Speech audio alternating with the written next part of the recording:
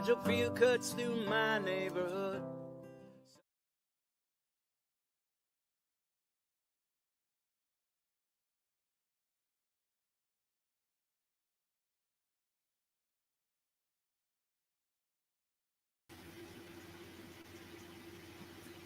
Hi, everybody. Welcome to another episode of Fearlessly Authentic.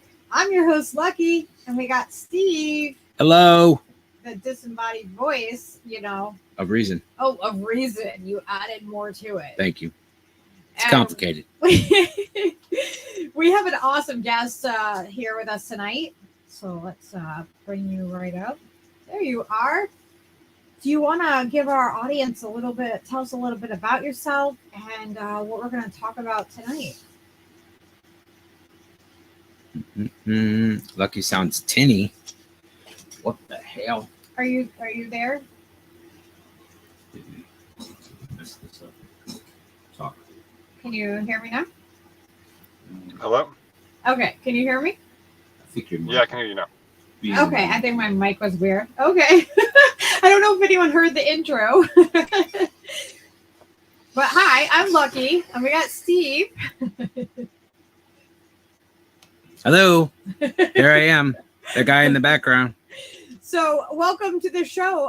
Do you want to give everybody a little bit of background and what we're going to talk about tonight? Steve or me? You. Oh, okay. Yeah. So my name's Daniel Martinez, right? And I was a congressional candidate in 2022. And one of my primary issues was setting the circumstances for a pilot program that can be conducted at the VA, because there's 1,100 VA facilities strategically located throughout the United States. And for a pilot program to be at 10% of those facilities, so 110 locations. So that's at least one in each state that has one room available at any given time for individuals to participate in human subject research, human subject experimentation, right, on the use of psychedelics for the purpose and the theory that it could have an exponential reduction in PTSD, traumatic brain injury, and suicidal ideation amongst veterans, right? So in order to set the circumstances to have that type of research, one of the most important things is getting psychedelics out of Schedule 1 and either into Schedule 2, or what some people advocate for, and I'm actually hesitant for, full legalization similar to marijuana dispensaries, for example, California and New York, right? There's reasons why we might want to be more cautious, because there are historical examples from recent history that unfettered use that is unrestricted and leads to certain types of cultish or sex abuse-like behavior can set the research movement back by decades. So some best practices are always in order, especially when you're talking about things that are powerful and life-changing. Like, they can be used for abusive purposes as well. But the main impediment, Schedule 1, is a legislative classification that psychedelics have, quote-unquote, no medical value, right? And I've never actually met anybody that has any relationship with psychedelics that believes that phrase is accurate. The limited research that's been able to be done over the past few decades clearly demonstrates that that's not the case. There's at minimum some potential medical potential. So in my district, the person who ran the 2 cycles before, lost. There's an incumbent who'd been there for 20 years. She was 86 years old, and nobody was going to run against her.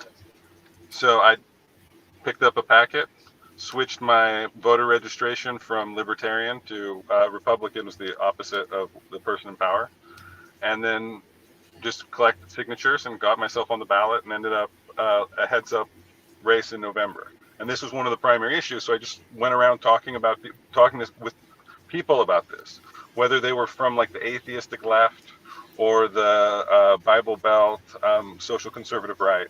Nobody was opposed.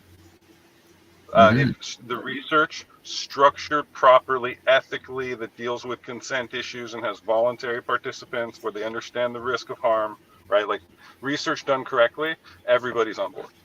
Once people hear that there's a reasonable likelihood for suicide mitigation amongst veterans, nobody like people. Most people say, "How can I help?" Right? Yeah. That's Yeah. that's been my experience. The problem is that DC, and you mentioned this before, is you're not necessarily political, right? And this is not necessarily ideological, right, from either one party or the other.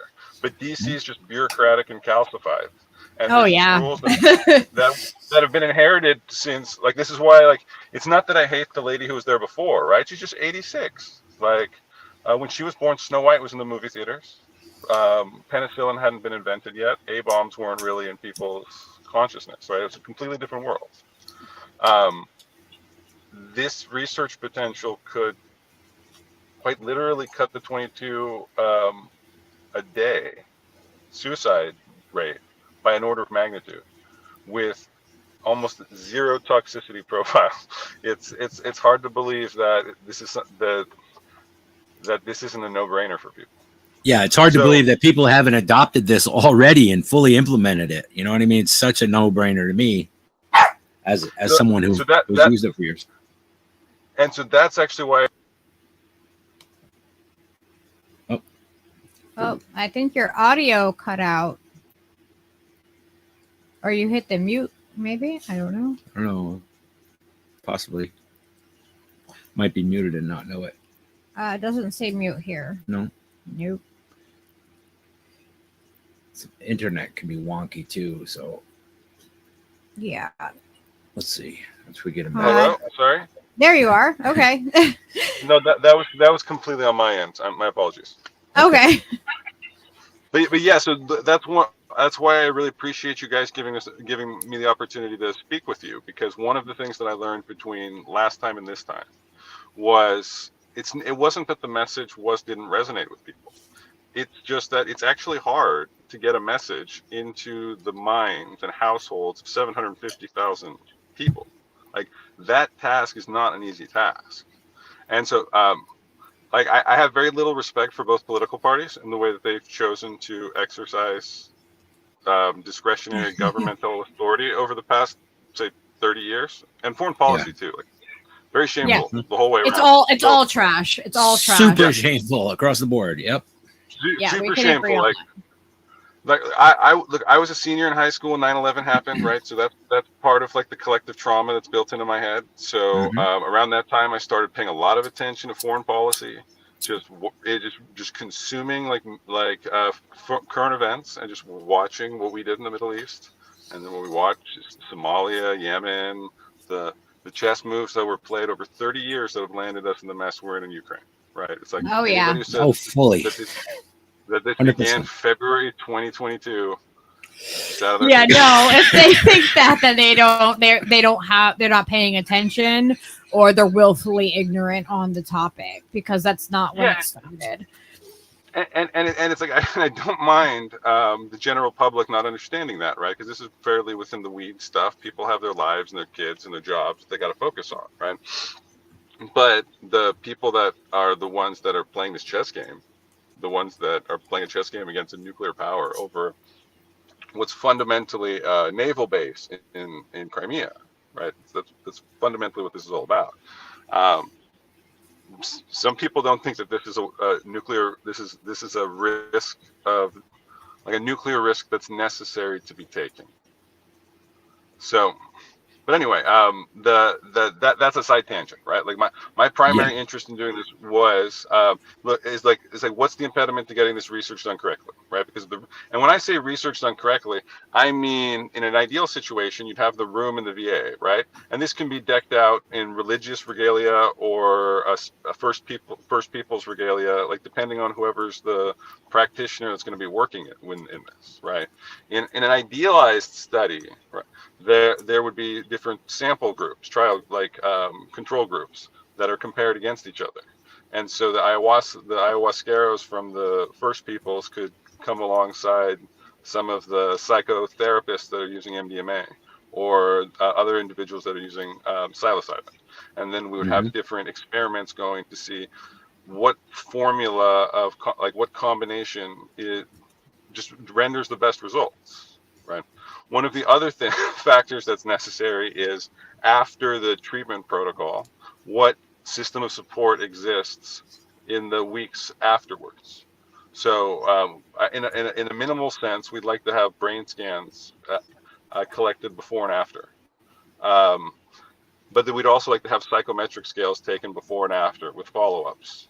So you can have a longitudinal study. So if you collect the data appropriately, you can get really good data for publication.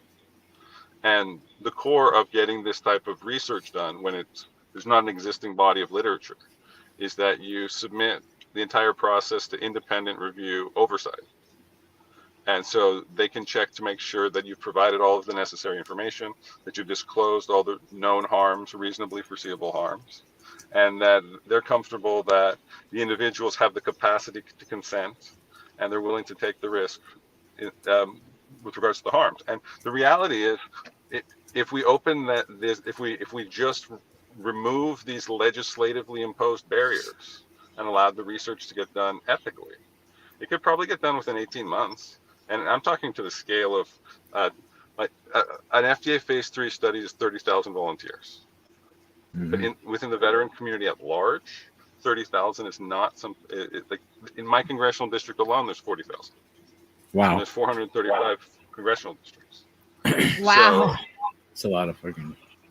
So we have a question from Lady Alex in our audience, and she wants to know, why are you interested in the veteran population specifically? So, two reasons, right? So my interest in this field of study as a whole was so my dad committed suicide in 2015. And so after that happened, there was like a video of the incident. And when you watch something like that, you can have like involuntary memory recall of the traumatic experience that you witnessed. Damn. And that can have effects on like your professional life, your personal life. And that's sort of, there's no 100% definition for what PTSD is, but that's kind of one of the best definitions that I can describe for what, I mean, classic definition of what PTSD is, right? The different traumatic memory can be different. It can be primarily recalled doesn't have to be visual. It can be sensory recall. Yeah, it can be a sense of smell. It can just it can be a feeling. There's a lot of like different, because I deal with PTSD myself. So yeah, it can show its face in many different ways. Absolutely, right. And so, at first I crossed paths with like an insurance provided psychologist, and that was just pointless. Like, so then I thought about, I was like, I need a more open-minded psychologist. I'm like, there's got to be a psychologist that works specializing with psychedelics and people who take too many and they like need to come back down, right? Because those people seem to be very open-minded in my experience.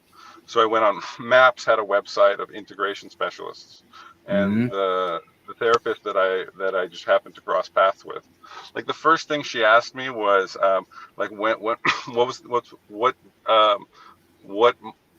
was my birthday, and what time of the day was I born, like on what day of the week was I born? Yeah. And I thought she was nuts. Right. Sure. Some of them hippy dippy astrological people. You're like, oh man, what did I get into? Right? Yeah. I've had those charts to read before. Sure. Yeah. Well, and so I mean, she likes the word, right? She uses it affectionately, woo woo, right? Sure. Just she's proud of it. This is her world, right? Yeah. And so I overlap into that world. Yep. Yeah. So what I was getting at is like these are people that are like, they're not great at being on time, right? Because they don't really live in a world of like days and times, right? They just kind of float in. Like, there's an existence that just happens. Yeah. I think they would describe it like as an infinite presence, right? It's like you're always in the present, so like all the future stuff and the past stuff doesn't really matter so much. So anyway, so over time, like we became we became quite good friends, right? I did LSD assisted psychotherapy, and for like the better part of like 18 months. And my background is in criminal defense. So over time, I was introduced to this community of special ops guys that happened to be going down to Mexico for treatment that they believed really worked. And there were problems with the Mexico process because, one, they're gang-infested territories, so cartels are always an issue if you have to go down there for a habitual purpose. So that's one thing. Two, the costs of going down there aren't necessarily cheap. So it's about $15,000 a person. Wow. Of that, so if you are a vet that's disconnected from the unit, right, and is spiraling downward, you don't have $15,000 in cash and the wherewithal to be able to get down to a retreat in Mexico, right? So maybe that should be at the VA, right? But just anyway. So this is the circumstances by which I met the guys, right? And so then I started getting access to some of their testimonials, right? Like I sent you, Lucky, like one of the testimonials from one of the guys, right? And if you want to link that into the text or something like that, so people can get an understanding of what we're talking about. But I mean, they're just powerful stories from the perspective of the vets, from the perspective of their wives, from the perspective of the kids, from the perspective of the wives who can describe how the guy got the PTSD and then got the spark back and then got back connected back with his family, and also the ones who are like, yeah, I didn't find out about this until afterwards.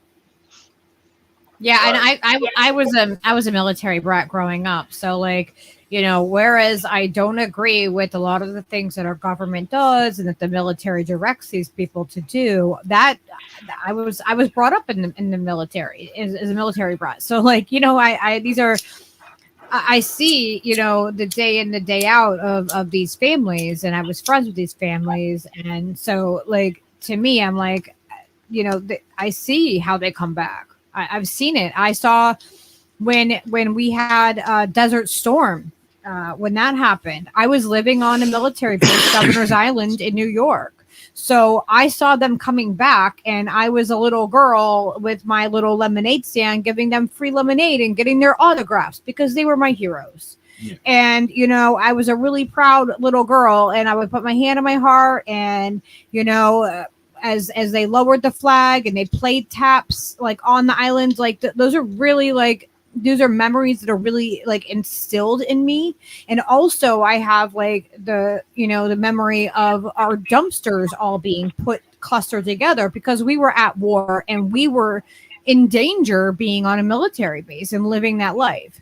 So, yeah, you know, like it's really instilled in me that, you know what I mean? The way that you can tell how they come home. It's not the same as when they leave. I think that's amazing, though, that this is an opportunity for people to get past that part and maybe progress and be able to be more together, and through substances that you know, through millennia have been used for these types of things to you know what I mean, to reach optimal levels of clarity in your own mind and ascend from tragedy and trauma. And, you know, all cultures have used these substances over time. So it's really, I think it's commendable what you're trying to do here. Yeah. Yeah. Thank you. And if I can kind of give kind of like a description of a bit of what the theory is, right?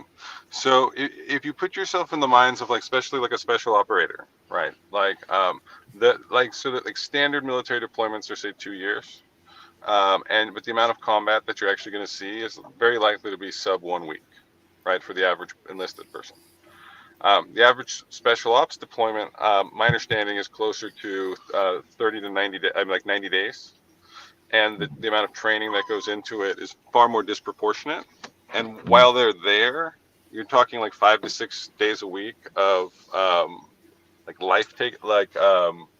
action that involves taking human lives. Yeah. So the ratio of traumatic memories, experiences that individuals go through is just high amongst that group. if you put yourself in that group, these individuals, one of the things I was most shocked of when I actually met them was most of them were very empathic human beings. Yep. And it turns out, because that warrior monk is really the sweet spot that you're going for when you're talking about these elite operators. Mm-hmm. But when they go on deployment, they have to be able to compartmentalize. One of the things that they're highly selected for, their ability to compartmentalize whatever obstacle would get in the way of accomplishing the mission, to keeping your brothers safe, right? So that means if you have to if there's collateral damage in front of the target that you have to take out, then you take out all the collateral damage in front of the target. Take out the target, because you're not going to let the target take out your brother that's standing next to you. Right. So part of that selection, right, is they select people so these guys, part of that personality type that makes them so efficient at their job is also that they don't tell stories. That most of the time when you meet them, like they'll talk about, they'll gloss over the heroic acts that they did. You often have to get the heroic stuff to come out of their friends to tell the story, the ones over there. Yep. So they need help. I mean, not in that sense that they need help. They just need people to help them tell the story. Yeah, they don't talk about it. They don't talk about things when they come home. They're taught to like not communicate any of that, because there's things that they've seen that they can never talk about outside of, specific, in certain company, and that's it. Like there's so much that we are putting on these people.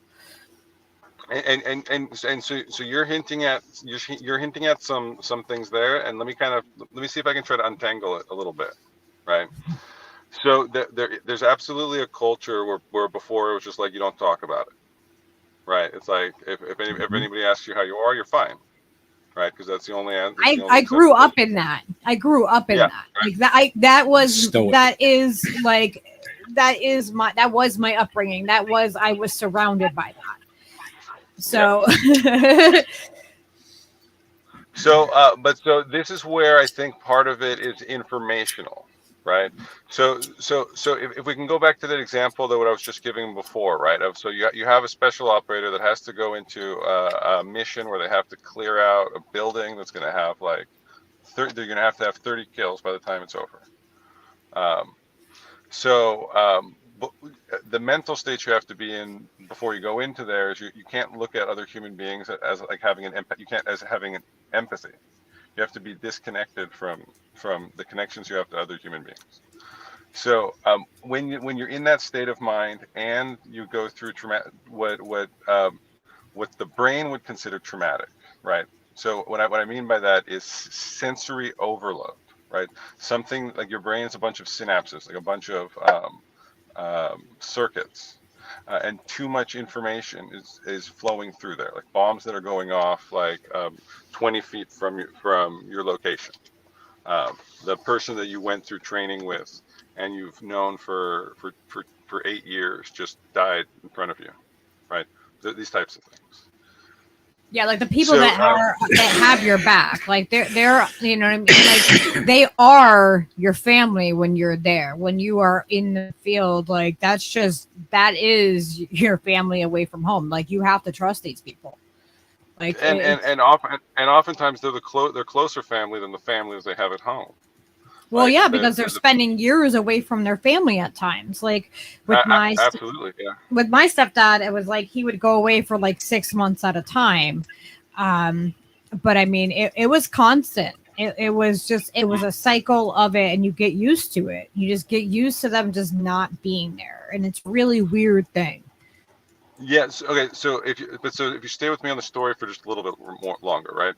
So what happens is that now that the empathic portion is compartmentalized, there's a significant amount of remember they used to be called shell shock, right? This is like the circuit breakers in the brain going off, right? Freezing everything in place.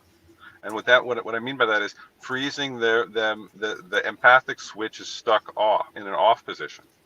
So when the soldier comes back home and sees their wife and sees their kids, right? Like the left side of part of their brain is like, I know these people. I recognize them. Like they're my family. But the empathic part, the part that has that connection that you feel, the spark, is not there, or is significantly dim. And that is one of the bigger, the belief is that inability to feel, right, is oftentimes what leads to substance abuse, what leads to risk-taking behavior, what leads to the breakdown of the family unit. And the Yeah. combination of those things are what lead to the 22 a day suicide issue. Yeah, you run out of fucks to give. Got it.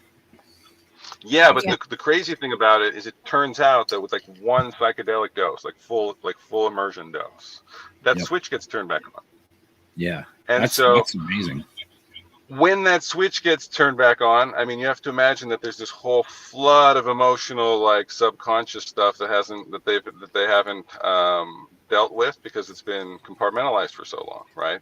So each one of them is going to have an individualized experience of what it was that they went through. But then it's also they also likely have very fascinating stories of the life experience that they had, but which led them to become a special operator too, right?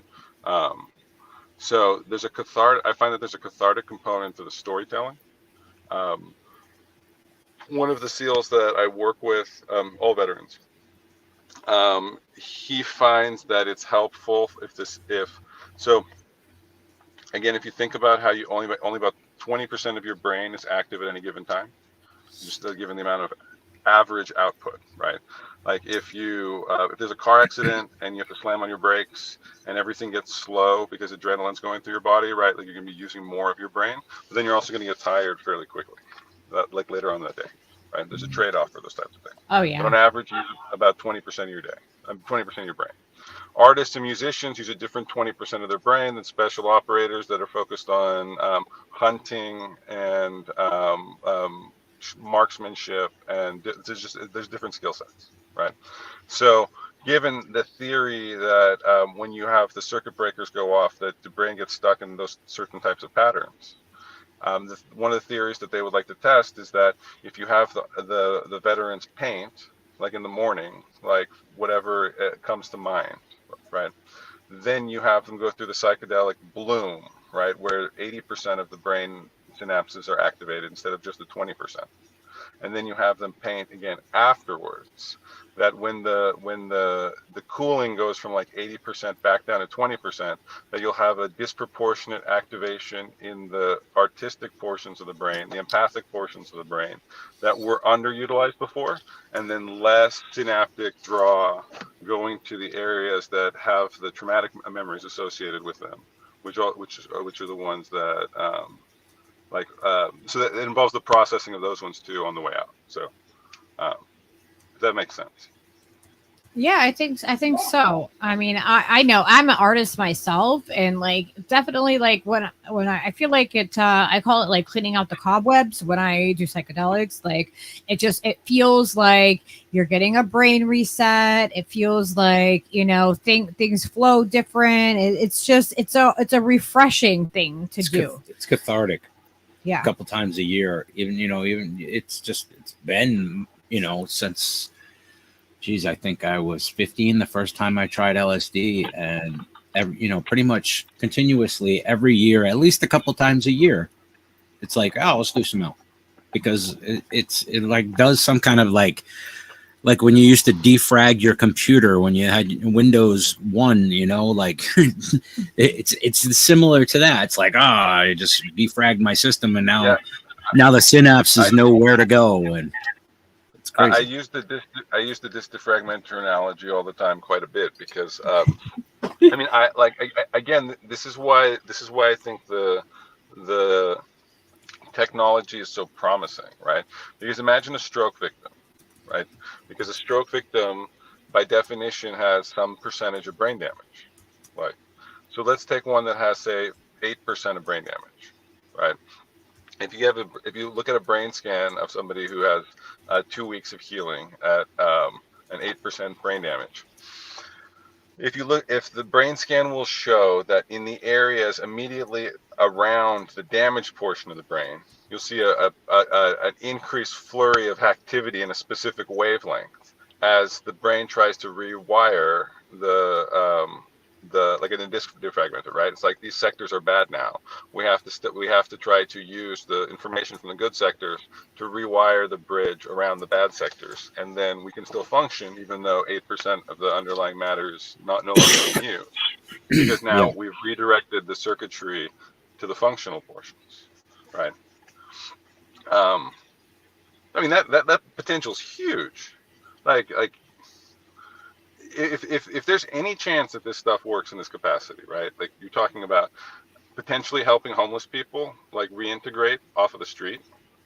Oh, yeah. Right. Absolutely. It bridges like, gaps. Totally. Yeah, there's a lot of I've had discussions with people for like, if say you've been in prison and you've been in gang culture for a long time and you need to reintegrate back into a different type of society or culture. Like this all this kind of stuff super helpful, right? But again, given potential for abuse, this is why I like to sometimes people think I'm like a little bit of a buzzkill on the issue, because the last thing I really want to see is like full legalization. Because and when Amsterdam did that, they had a tourist taking mushrooms, took a header off of the off one of the buildings and killed himself, and then it got pulled out of all the shops. So I think that's ultimately that's going to happen. It's going to happen with alcohol. It's going to happen happens with alcohol mushrooms. on the it's regular. It's going to happen with any kind of stuff. So I don't think the full-on legalization, the ban on legalization, is a model that works at all. Because if you legalize and you look more like the country of Portugal with the lowest crime rates, like that, they legalized 20 years ago, and everything is legal there. So that's the thing, But so here's the thing: I don't fundamentally disagree with you guys. But also I'm a realist, right? And when I mean by realist, and you asked me this earlier, which is like, why is it that you focus on the veterans, right? One of the points that MAPS makes, right? Because I do MAPS is the Multidisciplinary Association of Psychedelic Society. I always forget the last one. But it's the group that's been doing the research for the past 40 years. Has MDMA at phase 2, phase 3. I've been a member. Psilocybin phase 2. I spoke on a panel with Rick Dobbs, with Rick Doblin. These are the amazing human beings. So one of the points that Rick makes is that although veterans get the vast majority of the attention, 2/3 of the participants are actually females who are sexual abuse survivors of the vast majority of them. And so it's the potential benefits to this are not limited, strictly speaking, to the veteran community. However, most of the public has very little personal experience with psychedelics, has a lot more secondhand experience, since it's Joe Rogan and the podcasters and you guys are doing your part, right? Like I have no idea how much your audience size is, right? But anybody who hears the story, who can then talk to somebody else about the story. So just in the sense that if it comes up, it's like, oh yeah, I heard about that and I heard that it could help people, right? Instead of like people thinking that it's like a corrosive acid that can burn through your brain, right? Like the conception that they try to instill in you when you're a child. Well, we have to remember our DNA is what was the percentage? 53%. 53% shared DNA with mycelium. Mushrooms. So mycelium. we are half the mushroom. Like we are. This isn't like some foreign. Like to me, it's like this isn't something that is foreign. This is something that is natural from the planet. It's here for a reason. The medicine grows itself, and and we look at it, and we look at like where other medications come from that are handed out. Like we have a VA nurse in the chat right now. I think Miss Alex just left, actually. Oh, did she? She was saying that they give out like these petrol based medications all the time, and she's talking to vets every single day as her job. She's a VA nurse. Like well, like when you say petrol based, what are you talking about? Well, most medications that we have in the United States and that are made are usually they're made with oil. Most things are petrol based. No, but I mean, are you talking? But this includes like opiates and benzodiazepines and like All of the synthetic things are basically byproducts of petrochemicals. Yeah. So that's what we're talking about. Generally speaking, across Western medicine. Yeah. Most of it. Okay, I hear you. I hear you. Like I'm just not saying, like something natural compared to something that is made in a lab. Yeah, like a synthetic, right? So I have a cursory understanding of chemistry, but I'm not a detailed one. I'm far more in the like theoretical space. Okay. But I do work with First Peoples, like shamans from the rainforest, like ayahuasca in the setting. That's and amazing. When you listen to them speak about Western medicine, right? So, like one of the mistakes people make quite a bit is when they talk about ayahuasca as medicine, right? Because in one sense that's true, but in the ayahuascan language, right, like their native language, they take two of our concepts and they fuse it together, right? So in our Western world, we have medicine, right? And medicine is usually defined as like strictly science, no spirituality, right? And then we have in religion, we have sacraments, right? Like little cracker in Catholic Church, right? And oftentimes that is like, this is symbolic religiously. Some people believe in, it's transconfiguration, the literal transfer of it. Transubstantiation. I think transconfiguration is from Harry Potter. No! Now you're canceled. You're canceled. Now. I'm sorry, we're gonna have to. You said J.K. Rowling's book. Oh my gosh, you're canceled. Yeah, like when I grew up, it was funny because when I grew up, J.K. Rowling's book was being canceled by the evangelical Christian school that I went to by being occultish. Right? It was like, and I was like, these are 1,000-page books that the kids are reading, right? Give them a break. Right. I know they're reading. Okay, they're reading. Like, can we encourage this, please? Right. Fundamentally, it's a good thing. Like 1,000-page books. It's like I don't care what the subject matter is, right? It's like whatever it is that's getting them to read. And then it's weird because now she's getting canceled from the left, and it's just like, it's like when I was a kid, she was getting canceled by like the social conservatives, and now she's getting canceled by. I don't really. It's weird what's going on these days. She's doing it correctly. She's getting it from all sides. So that's ultimately what you want to do. Is just if you're going to piss off anybody, you might as well piss off everyone.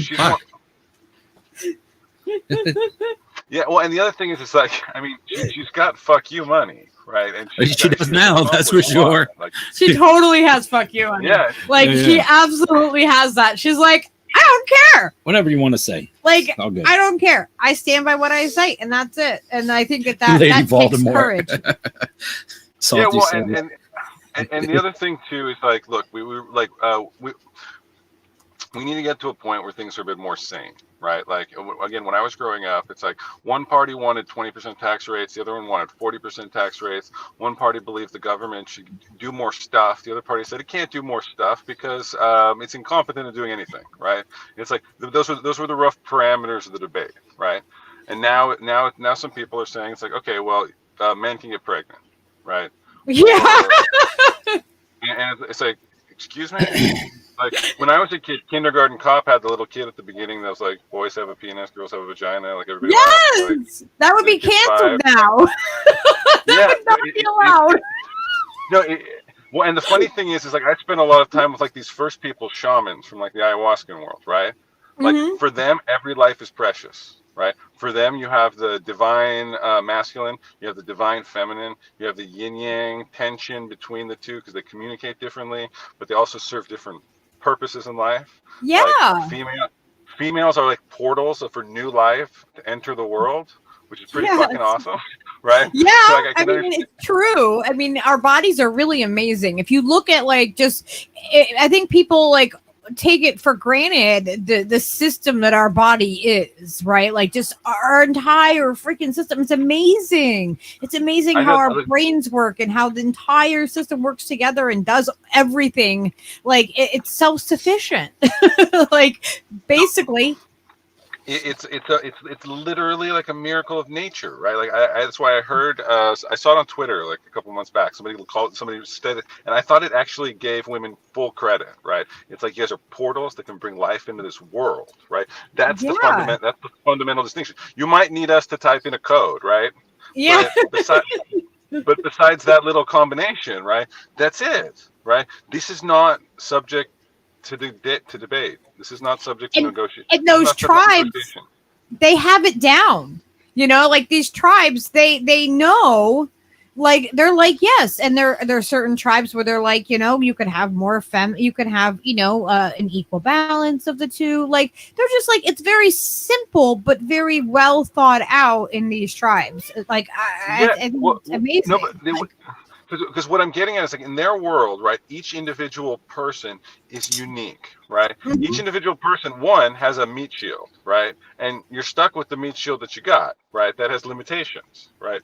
Like it's like if you have 6'3" meat shield, you're not going to be 5'10", and vice versa.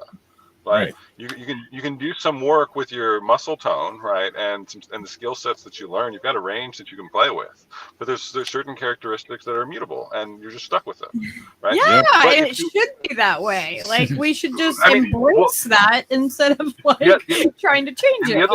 The other thing is that it is that way, whether you want to fight it or not, right? That's just the world. I mean, it sucks. It's like that's just the world that we live in, right? It's like I feel bad for if you want to fight it your entire life, mainly just because you're going to lose, because it's life. Like I'm sorry, it's just it's the truth. It's the truth. Yeah, that's what it is. And not everyone wants to know the truth, and not everyone wants to accept the truth. But the truth just is what it is. Like, and that's just doesn't matter. Okay, but let me put it this way: that's half the truth, right? So then there's the second half of the truth, which is your identity, what goes on inside your soul, right? This appears infinite, right? Again, I use my experience with the First Peoples guys, right? Because now they say, well, of course, what you have inside is not male or female, right? Of course, you have the spirit of your mother in there, and you have the spirit of your father in there, and you have the spirit of your grandparents in there, and your spirits of your great grandparents in there, and you have all of these different spirits, and the spirit of nature and the spirit. You have a family reunion happening inside of your body. The information of the world is available to you if you just look inside of yourself for it, right? Yeah. It's it's kind of like their position, right? So it's like, of course, you will not feel that the infinite soul is reflected in your finite body, right? That's again a dichotomy of life that if you meditate on and you accept. It's like, well, I mean, one, it's just the way the world works. Like there's not really an alternative. It's not. It doesn't come from any particular theology. All the theologies actually touch on it because it's reflective of reality. Yeah, if you look through, you can look through all of the different beliefs, and there are commonalities that occur through every one of them. Because it's a widely approved belief, and like that people experience. This is okay to believe. The group think likes this, so everybody get on board. Well, and so that's kind of one of the things I describe, right? It's like, so on because I was a libertarian guy who signed up to be a Republican just because for like tactical reasons, right? But generally speaking, I dislike both parties. One of the sad things that I observe in politics, right, is it seems that on like 80% of the issues, 80% of the people overlap about 80%. Right? It's like we actually agree a hell of a lot more than we disagree. Yeah, right? A lot of the time. But people don't look for the agreement part; they look for the disagreement, and that's the problem. Okay. We have trained our brains to like look for the disagreement instead of saying, "Hey, let's build this bridge together because we agree on all of these things. Let's work on that first." Yeah, and actually, if can you pull up my website real quick so you can take a look at my logo or my Twitter? Divisive. You want me to pull up your Twitter? Yeah, just pull up the logo on the Twitter. Okay. Hang on, let me get over. I have to get over to. How do I do that? I'm on Steve's, so. Oh my gosh, them changing the Twitter logo thing. I don't like it. it's totally thrown me off because I go to like identify it like on my phone or whatever, like the app, and I'm just like, what the hell? I'm like, oh, I have to like look for it. I'm with you. I'm opposed to change for the most part. Like, I used to be more okay with it, but now I feel like I've entered the stage of life where it's like part of me wants to know that I will eventually like X, but right now it's Twitter for me, and it's causing me like a little bit of mental stress every time. Yeah, like I feel like we weren't given enough notice, and yeah, he's an eccentric billionaire. So anyway, were you able to find it, or like I can give you the website address too? Yeah, I'm pulling up your Twitter. There it is.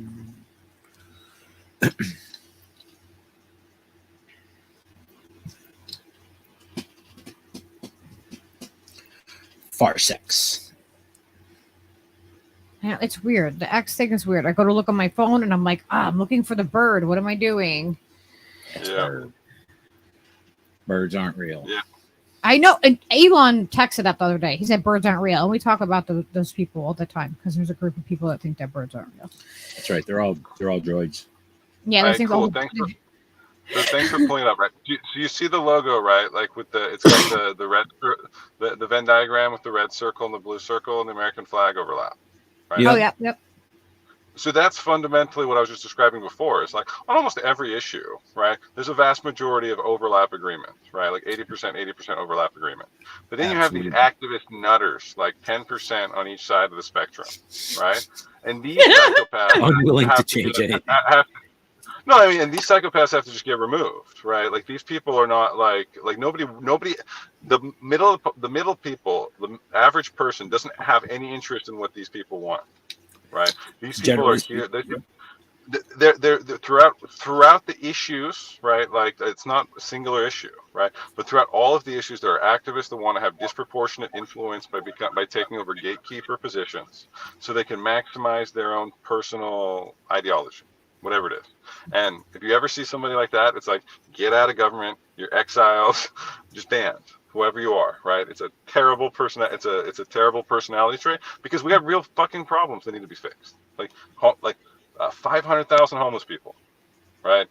So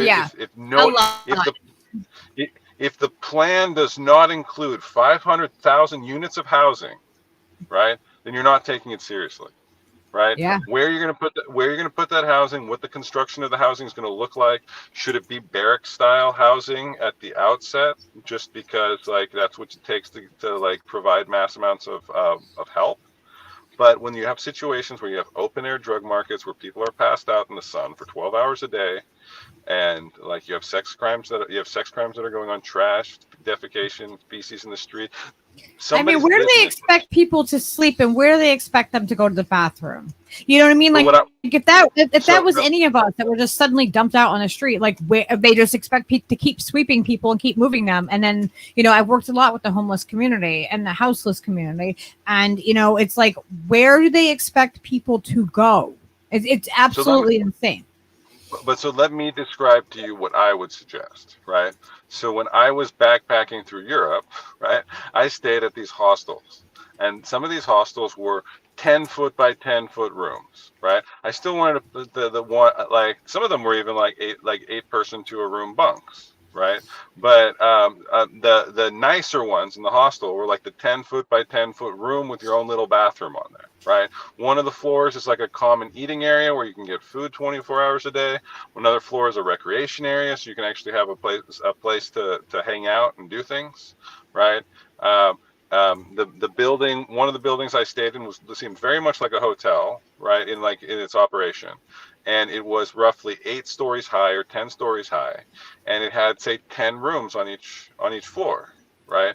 So in one building, you've got 100 units of housing, right? Not luxury housing, not housing that you'd want to build a family in, right? Not enough. You're not going to have your own kitchen, right? Like there's going to be some cost to this, right? But hopefully you have your own bathroom, right? Like that's something that should be feasible. They've worked it out in hostels, right? And if you take that as a model, right, and then you understand that there's 435 congressional districts, and you say one of these is going to get built in each congressional district of 100, right, of 100 units. Is going to get built every 2 years until this fucking problem is solved, right? Because you need housing, right? And in each one of these places, there's going to be psychotherapy, there's going to be job training. The whole purpose of it is to like get you out with a 2-year lease and a job, right? But while you're there, you're going to get up in the morning, right? You're going to have work shifts where you help keep everything clean. It's run, to be honest, like a liberal hippie paradise, like utopia, like what you guys would want. Like it's like this is the thing that pisses me off sometimes about the social justice crowd, right? It's like you're burning 10,000 hours of energy fucking protesting. You know what that 10,000 hours of energy would be wonderful at? A fucking homeless shelter. Yeah. Right? It's like organize that energy into constructing one of these 10 unit. Like what I would like to do is like make it so the government like creates a blueprint for this. It says, look, we'll do this as a federal project so you can bypass local NIMBY people, right? Do it in industrial zones and as much as far away from like suburbia as possible, right? But just understand that we're gonna like you can set it up where like if you're a congressional district that has more space, right, and you can like say offer to take like to build a second one in your district, right? Like there's ways that you can use the free market and incentives to solve the problem, right? The Ninth Circuit here in California doesn't say that you can't enforce anti-camping laws. What they say is that if you're going to enforce anti-camping laws, you have to provide a housing option. So it's like the solution is the housing option, right? Then fundamentally the choice that's ultimately presented to the individual, right, is hey, you had an encounter with the police because you were defecating here, right? But you have if you're not yet registered with your own room, right? Here's your own room, right? Then you'd have a place where you can defecate in private, right? At like point, I don't think anybody wants to be doing that out on the street, and people act like it's just so easy, or like as if it's somehow just like a choice to do that, and that's not the case, you know. Like people, like most people, like if something happens to them and they suddenly find themselves in an emergency and that they can't recover from it, then that's what happens, and it's really easy for families to end up on the street. I mean, there's homeless kids. So this is where it's important to have have clearly defined subcategories too, right? It's like you have 500,000 people overall, right? But I don't want to, like, the numbers are large, but it's not the majority of them that are like the drug addicted and severely mentally ill, right? No, because it's not. That conceptual category of the drug addicted and the severely mentally ill are one category, right? And then another category are people who fall on hard times. These people are oftentimes more families, right? And these are people that are dipping into. These are not people that have mental challenges or addiction necessarily, right? These are people that are being crushed by life, right? Yeah. And they're falling into poverty. And like there was or domestic violence. There's a lot of reasons that people that have to leave and get into like domestic violence shelters and those types of things. And oftentimes how do I put it, like the ladders of support, right? Because any human, the way that I look at it, right, is all of the human beings who are homeless, right? They're at some point of exploring rock bottom, right? And they're roaming through life. I mean, when I say the roaming, I mean literally, oftentimes floating from like one area to the next, right? This is not inherently bad, right? No, it's only inherent. It's only bad if you cross certain social lines, right? But also in a properly functioning society, right? If somebody came around and was like, I'm on hard times, right? I don't have a place to sleep. Is there a place I can go to sleep and get a meal? Right? Yeah. In a properly functioning society, the answer is yes. 24 hours a day, right? 24 hours a day. If it's the police, if every place has a police station, it's open 24 hours a day. If you go to the police station and you say that, they should open up a jail cell for you, give you a bed to stay at, let you use the showers that they have there, give you a meal. right? Some It's like, humanity, like just being humanity, like the tribes that you were talking about, like the like that they a healthy tribe functions. A healthy tribe isn't gonna let their people go without food, and isn't, you know what I mean? And it's a reflection of what, like where our country is at and where our people are at. yeah, exactly, and it's one of those. So going back to what we were talking about a bit before about the kind of the first peoples. So when they were there, so um, you have their medicine fuses the concept of our version of medicine, which is science without spirituality, and and our version of sacrament, which is spirituality without science for the most part, right? It's like our language has a built-in bias that separates those two concepts conceptually, and we don't really have the word that infuses both of those two concepts together. The first peoples have the opposite problem, right? They have the word that fuses the two concepts together, but don't really have the words that identify the concepts individually. And they believe that the more that we try to explore science without the spiritual component, right? Like to explore physical health without the emotion, without looking at the emotional state and the spiritual state. It's like the more you try to divorce the two, the more you're going to end up with essentially perversions on the world, right? Yeah. Because there's a natural interplay between those two things. Absolutely. And he was like, one example of it is plastics, right? It's like, how much plastics you guys produce and spread into the world in the name of healthcare. Comes from where? It's made from Petrochemicals. oil, petrol, chemicals. So this is the same thing. We're eating it and we're surrounded by it. And it's in our bloodstream. And it's making you sick, which makes you need more of the healthcare, which is produced by the. I mean, this is the. And then you're getting more of the same petrol medicine that's making you sick. So, I mean, like, in a way, like the medicine, like it does what it does to help, but a lot of it is based on the thing that is making you also sick. So, like I tell people all the time, like we're being poisoned by our air, our food, our water, the indoctrination of what's happening at schools. Like, I mean, like our medicine, everything is like literally poisoning us. And we're like, oh yeah, we're having infighting about which political freaking, we're having Groundhog's Day about politics all over again. Like it's we got to break the cycle. We have to stop the cycle that we're in, because if we don't, we're gonna just keep going on a downward spiral, and it's just gonna get worse if we don't stop. So if we go back to, you mentioned again, so like going back to what you asked earlier, right? So why do I focus on the vets? Right. So I mentioned that MAPS has a good chunk of people who are the participants in their studies. 2/3 of them are actually. Well, you tell everyone what MAPS is so that it's not confused with the MAP people that are also trying to be called MAPS as well. Okay, I wasn't sure that there was a conflict over the name, but MAPS has been around since the 80s, my understanding.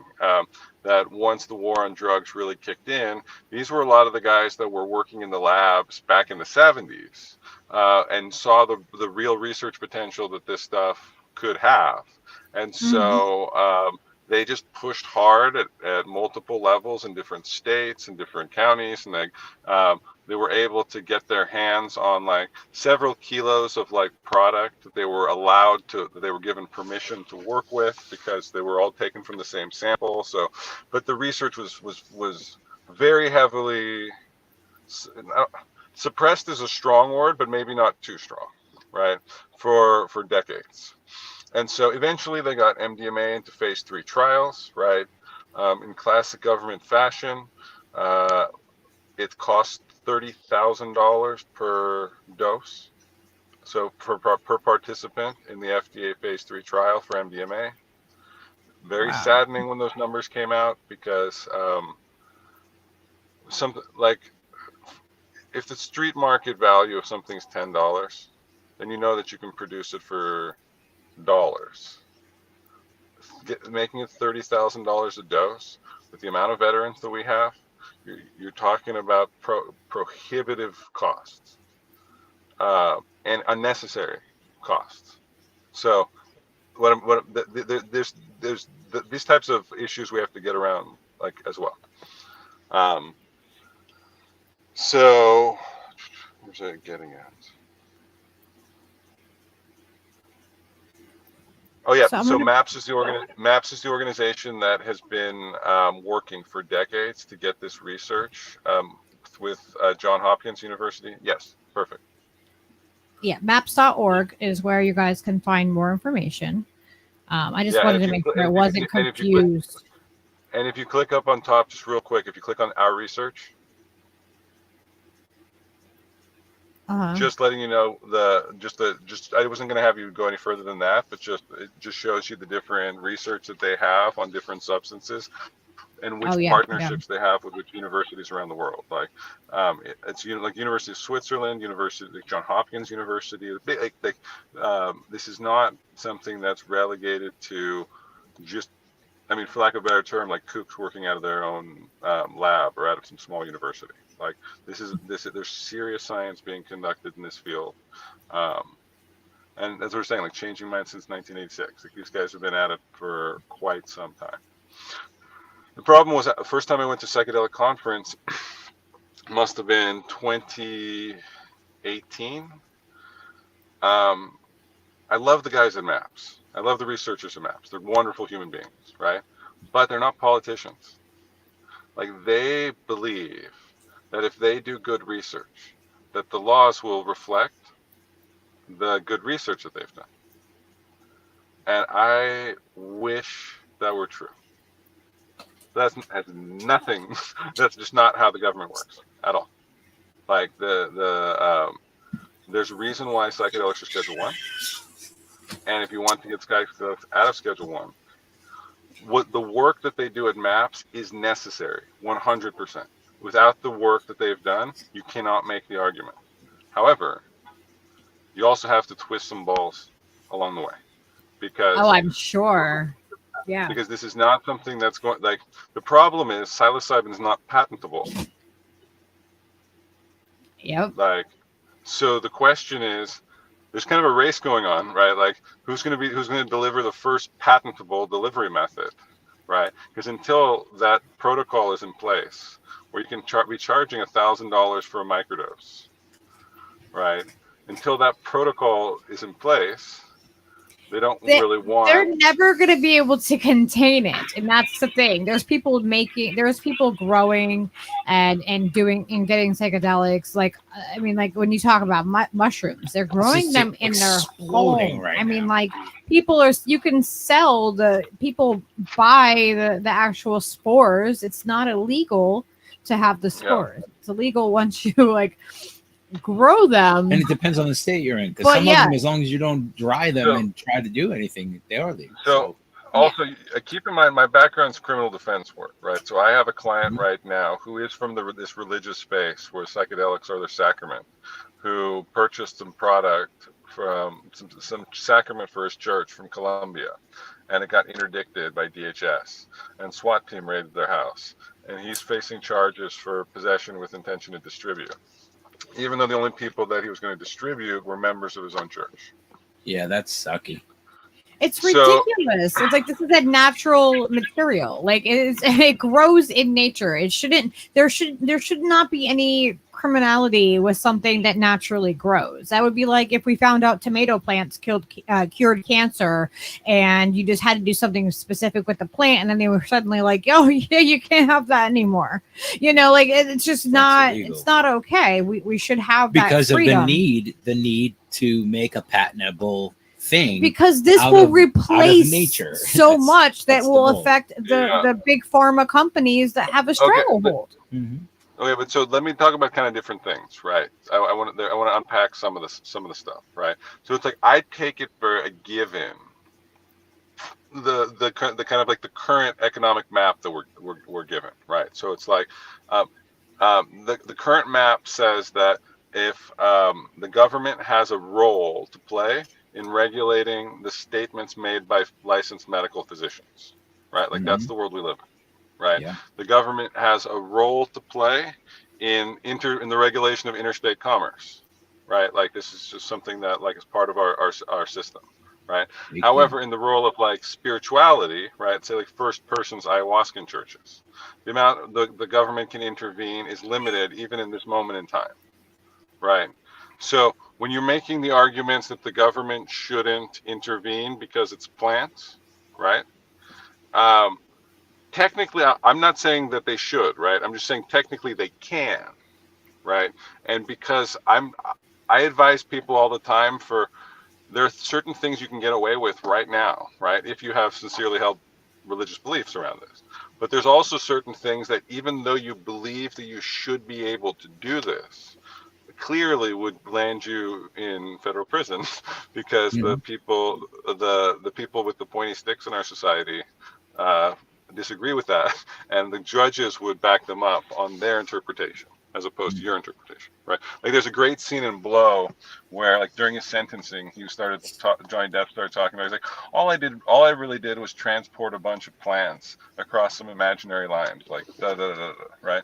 And then the judge was like, it's true. But it's also true with the judge reply too. Yeah, exactly. The judge Both replied, things are true.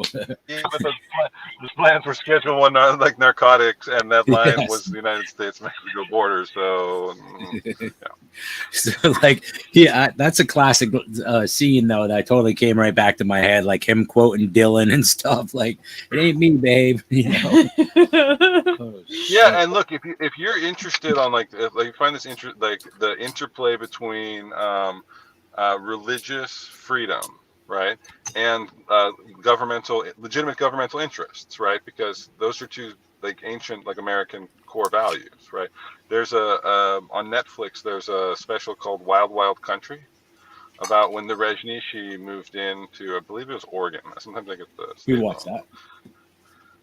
Yep. But yeah, no, I mean it's like they won in court consistently for decades, right? Because at the time, like the clear presumption was if they're legitimate religious beliefs, you get the exemption, right? You get to be left alone, right? Yeah. That was America, right?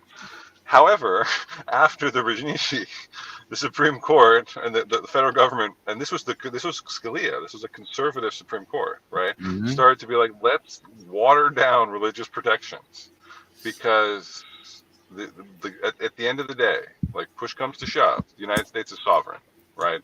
Like ask the Native Americans how any of their treaties have been interpreted over the decades. Oh, yeah, there's no question who's in charge. There's, it's always the same. That's what I'm saying. At the end of the day, there's one top dog, and the one top dog's the state, and that's always the way it is, right? A benevolent state is unless the people decide that even if the people decide, the majority of people would decide to have another state. That's what will happen. If the people decide the people are the state, right? Like whoever's the decision maker, there's always has to be a top dog decision maker at some point, whether it's a body or an individual. Yep. It's just somebody. There's a large portion of the population that really doesn't want that just wants to be told what to do. Like there is really a large part that just like, okay, I'll just go along to get along, and they don't want to have to make the decisions. Like they don't want that responsibility, and so.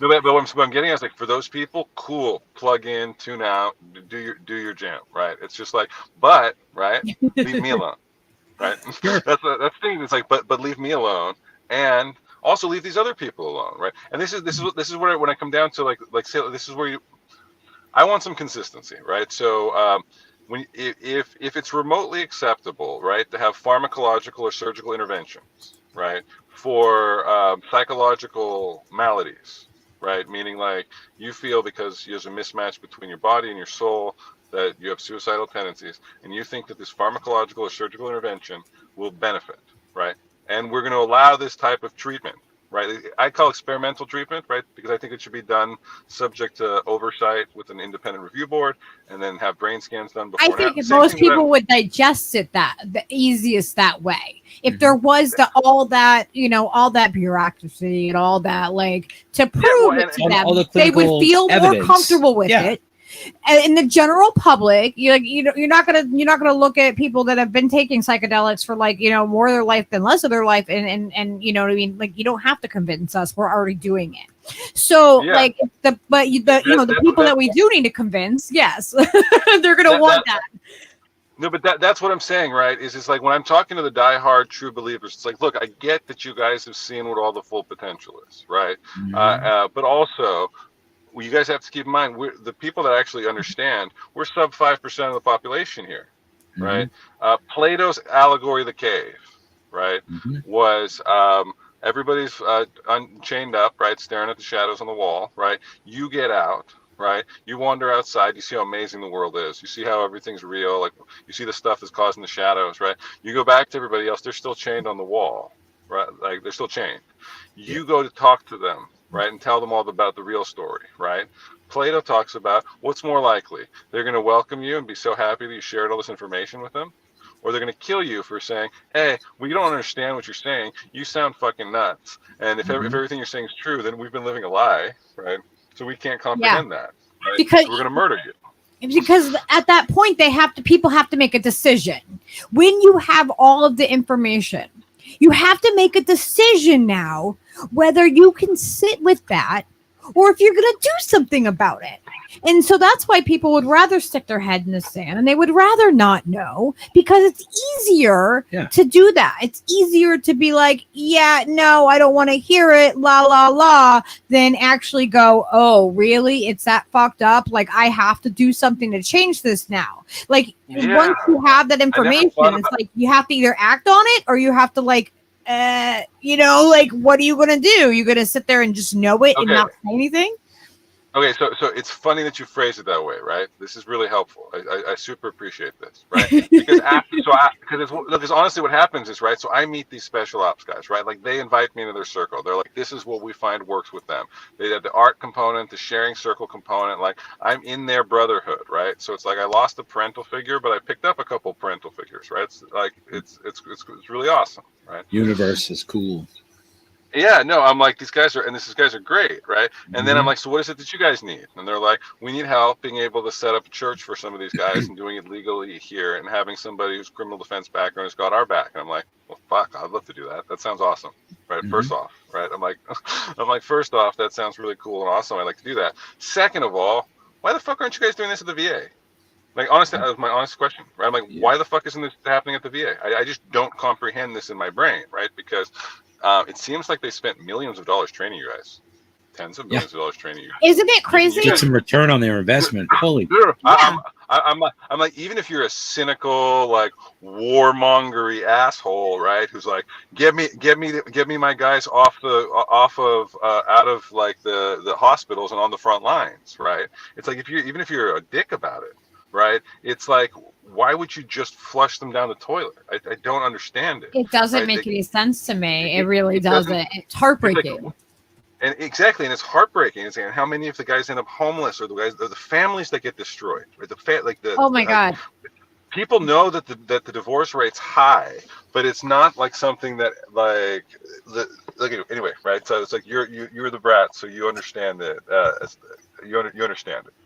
Right. I do. I totally get it. And I've talked to so many vets, like, outside of that. I won't go down any of those rabbit holes right now, but, like, I've talked to vets, like, on the street. Like, when I see somebody out there that's sitting on the street that has a sign up, I'm not going to just like duck my head down and walk by them. If I don't have any money to, like, help them out, then I'll just let them know, like, I don't have anything, but, like, I'm here to, like, talk to you. And, like, I would like to, how are you doing as a human being? Like, have that connection with them, because they get ignored, and it's ridiculous. And, like, people will be like, oh, well, if you give them money, they might go and do this with it. You know what? I don't really care. Once money leaves my hand, if they go buy a fifth something that's going to keep them warm at night, then I really don't give a shit. If they're going to be well and not shaking, then I don't care. If they go get food, then I'm grateful for that. Like, it's not up to me to decide what they do with it, but I'm going to look at them in the eyes and be like, yes, you are a human being and I appreciate you as a person. And I've had the most amazing conversations with people just like houseless, when through our travels, or just like on the streets, like vets. Like, I just, my heart goes out to them. A lot of times they don't realize what they signed up for, and a lot of times they were fooled, and then they feel like society just kind of throws them away afterwards, and it's not okay.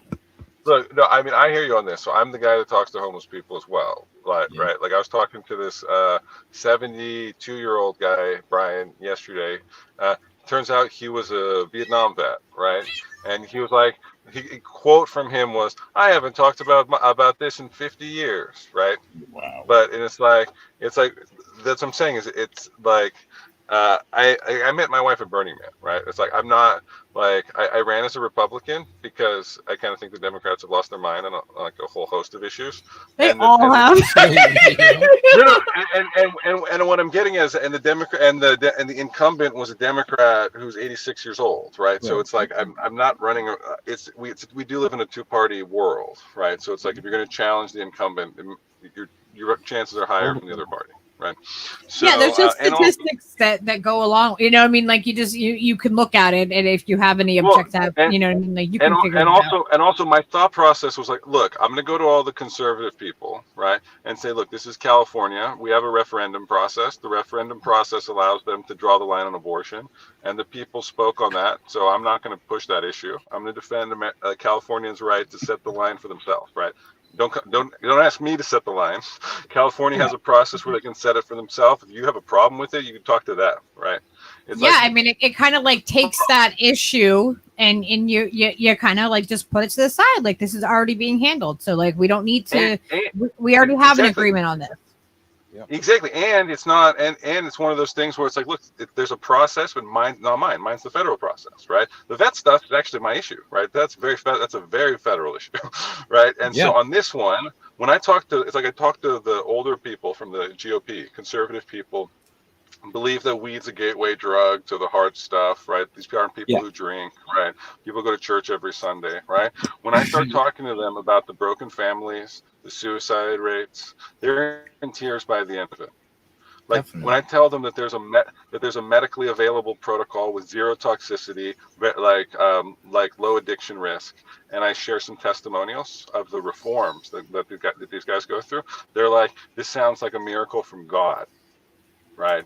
Like, these are people that are more inclined to be like, yes, there's a spiritual component to this.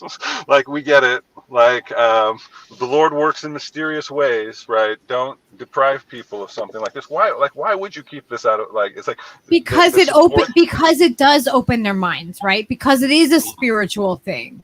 Because that is very demonized within this country. Anything that is not pro, like, who's going to make the money? If it's not pro big pharma, you know what I mean? And I'm not saying that we don't need any big pharma, because there are medications that we do need, but there's a lot of alternative medicine that's been around for thousands and thousands and thousands of years that is just completely ignored. And that's what I usually gravitate towards, is using the actual natural medicines. And then I go to the other stuff if I need to, like, that's a backup. It's not the other way around for me.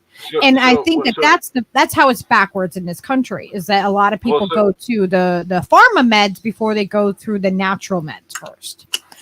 Yeah. So my take on it is, so like, I come from a family basically on one side of engineers and doctors on the other side. So when I say that, it's because, like, my doctor engineer family, right, was basically very humble about the limitations of what medicine knows and what can accomplish, right? It's like they love the stuff that they do know and what they can accomplish, but they had a very healthy respect of the fact that we know very almost nothing about how the brain works. Right. Yeah, it's amazing how much we don't know. A fraction of a percent of like what the real world actually is, right? It's like compared to our caveman ancestors, we know exponentially more, but we've also lost quite a bit. Like they were much better hunters than we were, right? They were much better at a lot of things. I don't think that I think that we have like evolved less. That we are going backwards. Yeah. I think that the people that are more connected to the earth are the more evolved people. Actually, I think the people that were labeled savages were actually not the savages. I think that we got it completely backwards, and we need to go back into being more spiritual, whatever form that is, whether that's like, just being connected with other people, like there's not a lot of like faith in people. People just don't have faith in anything. They don't have faith in your neighbor. You don't have faith in like your government. Like there's so little that people have to like really hold on to and really value. It's introverted disconnectedness. Everybody is completely disconnected. Like when they say like go out and touch grass to people, they really mean it. Like go out and go be barefoot in the grass. Like go connect to the earth. Like we need to have more of that. And we need to like, the woo-woo stuff is actually, like I'm a Reiki practitioner. So like I'm very into, the natural healing techniques and the natural things. And like, I don't say that there's no value in Western medicine, because I think there is value in it, but I find it. If I could address that point real quick, right? So my understanding of Eastern medicine, right, is that Eastern medicine has three parts. Right, almost like a pyramid. Right, the physical part is at the base, the part that we deal with all the time. Right, and then above that is the emotional state, and above that is the spiritual state. So oftentimes, if you have a physical manifestation of something, it's a manifestation of an emotion of imbalance in emotions. And then you have and then if you have an imbalance in emotions, oftentimes you have an imbalance in your spirituals. Yeah, like brokenhearted. You know what I mean? Like you can physically feel like your heart is broken, and people can die. No, exactly. And I mean, if you're talking about like, say, imagine like first broken heart, 15, 16 years old, right? Sure. Like the anxiety, depression, anger off the charts, right? Your desire to eat, probably non-existent. Right, your capacity to make irrational decisions probably super high. Right, it primes us though. It primes us for life. But that's what I'm saying is it's like also it's something that everybody has to fucking go through. It's like and you're starting to see this with like the alternative, like again we talked about this with like the trans therapies, right? It's like, I'm sorry, who told you that you can tell children that puberty's optional? I know. I've never in my life. I was never given that option. But we're not embracing it either. We're not saying like, listen, this is going to be a really like. We're not being honest about it. It's like we can't have just avoidance. Okay, we need to go through it. We need to walk through. We need to walk towards the fire, not away from it. We need to say, listen, this is a really awkward time for like everybody. Like I remember how awkward it was, and we need to do better as a society. And we need to establish that with kids and just be like, yeah, listen, it sucks, and you're gonna get through it. Like whoever lied to you and said it didn't suck for us, right? It's like whoever lied to you and said it's not supposed to suck, right? I feel like we're like a generation that's suddenly like having to say like, like we're like we went through puberty is like the same thing as like I walked 2 miles in the snow to school. You know what I mean? Like we're the generation that our thing is like, yeah, well, I went through puberty. No, but that's kind of what I'm saying is that at a certain point, right? It's like politics has devolved to this question, which is like, I'm sorry, it's like they're like, where do you stand on tax rates? I'm like, to be honest, I'm negotiable for whatever's necessary, right? They're like, well, why are you doing this? It's because I'm actually pushing for human subject experimentation in the psychedelic space, because it's necessary that we get this research done correctly and to appropriate ethical standards. Right. Yeah, get it done right the first time. I agree. Because if they don't do it right the first time, then it will set us back. Yeah. Like it will set everything back. Just decades and decades. But also I served on an institutional review board for 7 years, so I know what I'm talking about in this space, right? Like, and the institutional review boards were part of the Nuremberg Code, which was promulgated after World War II in response to the licensed medical professionals getting swept up in the social manias of the time and participating under pressure before in the experimentations that were done by the Nazis. Yep. And around that time, unethical medical experimentation was more the norm than the exception. And like in 1949, the Nobel Prize was awarded for frontal lobotomies on the theory that if you got a frontal lobotomy, you would have a reduction in suicidality, you'd have a reduction in psychological maladies. And RFK Jr.'s aunt was lobotomized, JFK's younger sister. Yep. And That's so... incredible. And they hide it. They hide her. They hide her completely. Yeah. They don't really talk about her. But my point is, right, it's like, so now we have a situation where we have licensed medical professionals that are testing a theory, right? And the theory is that if you have a removal of like healthy tissue or scrambling of healthy tissue, like the scrambling of brain tissue, that you're going to have some benefits in psychological maladies, right? It's like, I understand the theory, right? And I'm not even opposed to the experimentation being done ethically. I just have the idea that you would allow this to be done without oversight of the information provided in the consent, and then having a discussion about what the developmental capacity of the brain is to be able to consent, or is that decision held in the 18-year-old's version of their body, right? Like, it's like for example, like 17-year-olds, right, plus parent's signature is not the same thing as 18-year-olds signing for themselves. And I give an example for this, right?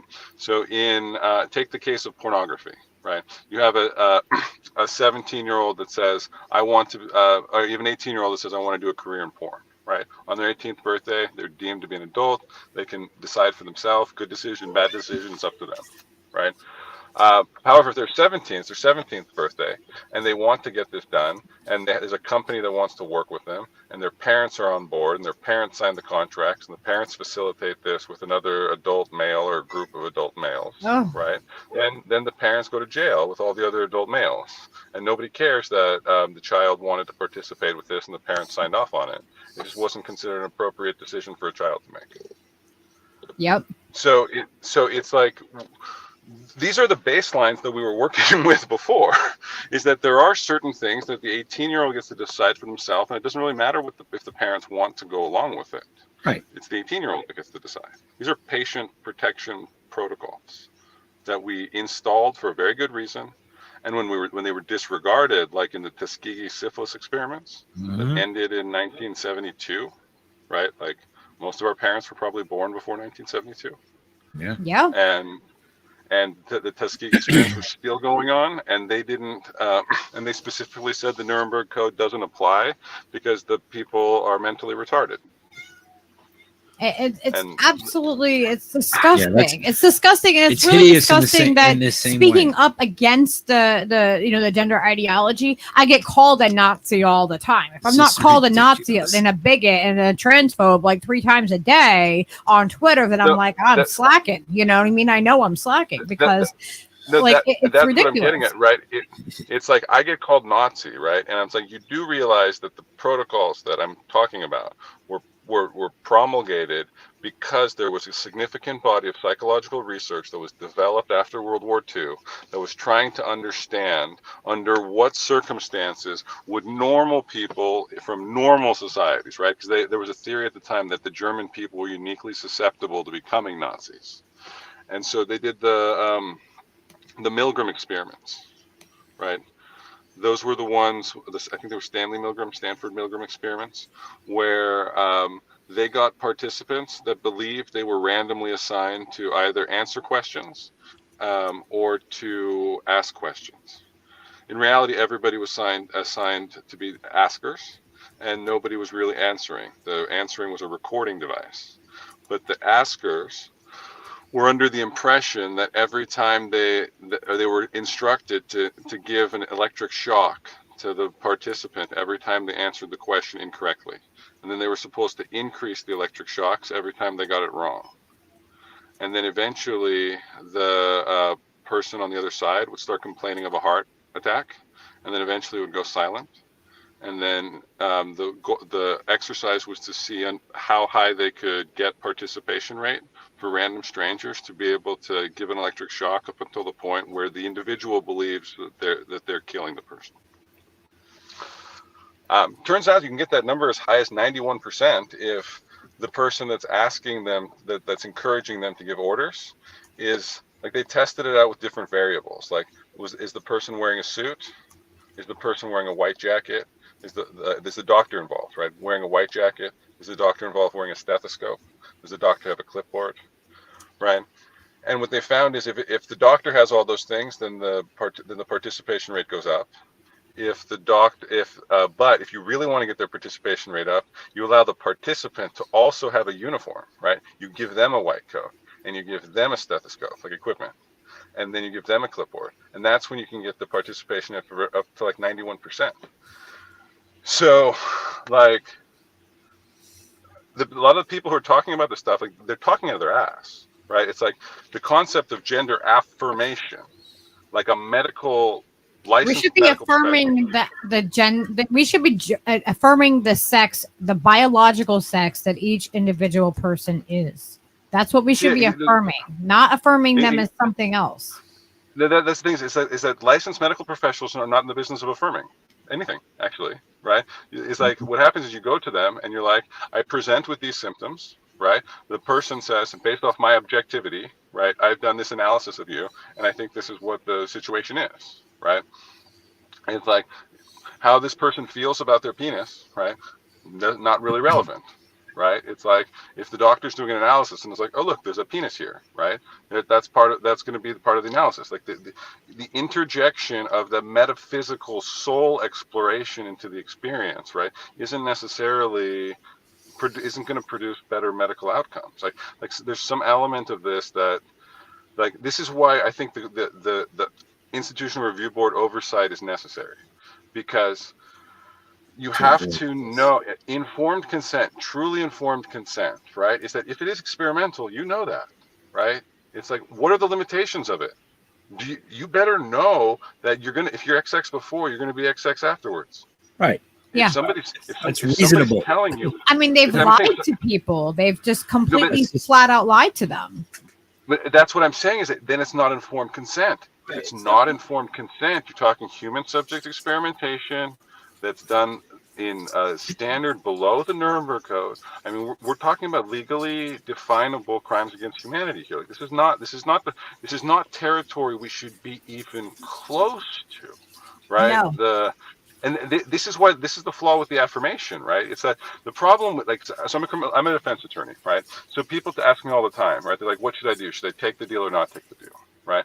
And what I tell them is, like, there's one thing that I can never do, right? I can't make the ultimate decisions in your case. It's your case, right? I can lay before you what your options are and the pros and cons in each one of those options. But each one of them does come with pros and cons. And ultimately, when you have I can't choose between those options for you. That is your role. You can make the choice, but you can't pick the consequences always of, like, your actions. So there's some seen consequences, and then there's unforeseen consequences that might happen as a result of what you choose, and you know, there's no way to know what everything, you know what I mean, like you can't lay it all out there, and you know, you're not psychic, you know, like you're not able to psychically tell them, if you make this choice, then this and this will definitely happen, but you can say that you can predict it, you know, but the person needs to choose. In the medical context as well, like especially like if you're absent an emergency situation, right? Like where, like, you come into the hospital unconscious with broken limbs and they have to do stuff without your consent, right? If we're in normal situation, like say you had a surgery, right? And then you have a choice about whether you can get the metal taken out of afterwards or not. But to get the metal taken out, they have to open you up again, right? They have to cut you open again, right? You could end up with nerve damage after the situation. I Right? actually have metals. Sir, I've had a spinal fusion in my lower back. So yeah, I know I understand what you're saying, like completely. Yeah, like if something was happened with my hardware and they had to like open it back up, that's a whole other risk. Yeah, what I'm getting at, right, is so for the doctor to ever say you have to do this, right, is actually kind of inappropriate. What the doctor should say is these are your options. One of them, you do this, right? One of them, you do nothing, right? One of them is you do this. You do a halfway measurable solution that may work, may doesn't work, but then we keep the other two options open. We come back in 6 months, right? But it's your choice which one of those three that you want to do. Right. And this is something that I think we're starting to lose in the doctor-patient relationship is people have this idea. It's like, well, I trust my doctor, so I'm going to go to my doctor and I'm going to ask the doctor what I should do. And and then the doctor's like, you should do this. Right. And it's just faster that way, but it's not medicine like that. Yeah, no, it's not. Yeah.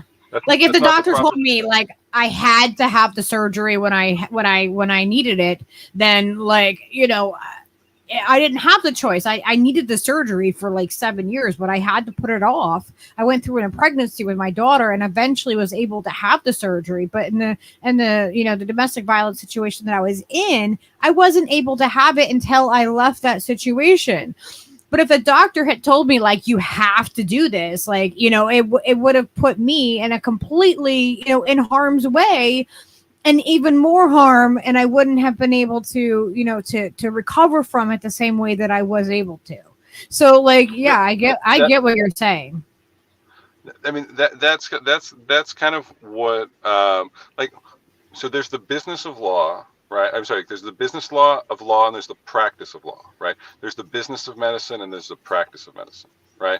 In a pure practice of medicine standpoint, it doesn't matter if the person has insurance. The doctor would never think about billing. It would just be a human being that walks into the door, gets treated by the doctor who does their specialty, and we move on, right? Nobody's time would be wasted with all of the other bullshit, right? Like that's one of the critiques of the United States medical system, right, is that we teeter very, very much because there's natural tension between those two things, the business and the practice. And yeah, I work with business. I work with, I'm friends with the organizers for March for Medicare for All who want, you know, an improved healthcare system in this country. And so I've heard a lot of like the horror stories of what happens within the medical field and how like, you know, doctors are making decisions based upon insurance companies as opposed to just like what is best for the patient. Like we have a very big disconnect there without that. Yeah, it's interesting you mentioned that, right? So it's like, so I come from the libertarian side of the spectrum, right? But and the reason why I say that, right, is because like I'll give an example, right? So I'm from California. California in 2010, the government came to the people and said, "Who wants a bullet train?" Right? And we were like, "We want a bullet train. That's awesome, right? Like that's cool, right? How long is it going to take? 10 years and 20 billion, right? Cool, perfect. Well, now it's 14 years and 120 billion and nothing." Right. So it's like, it's not that it wasn't a choice between bullet train and like a lot of money, right? It was a choice between wasting all this stuff that could have been spent on homeless housing and like veteran suicide prevention strategies and getting nothing for it. Right. So that's where my libertarian draw comes from. Right. Not so much. I describe myself a lot as like a progressive dreamer grounded in libertarian reality. Right. It's like I want the progressive dreams, but I also want to know, like, it's incumbent on the person who's dreaming and proposing them to describe how they're actually going to get accomplished, because otherwise it's not particularly helpful. Right. But I like to share the experience that I had in Canadian healthcare system. Right. So with my ex, on her 30th birthday, she wanted to go to Whistler, right, to go snowboarding, right, to go skiing, right. And when she was there, she had an accident on the mountain, right. Her ski went into fresh powder, went from going 20 miles an hour to like 0 miles an hour, and all that force entered her tib fib, like through the front. Like the X-ray looked like a bullet. There was like shattered bones. It was horrible, right. Oh, that sounds so, yeah. So, but like the mountain's huge, so they had doctors on the mountain. They were able to give her like fentanyl on the mountain to get her in the sled, get her down to the stabilized in the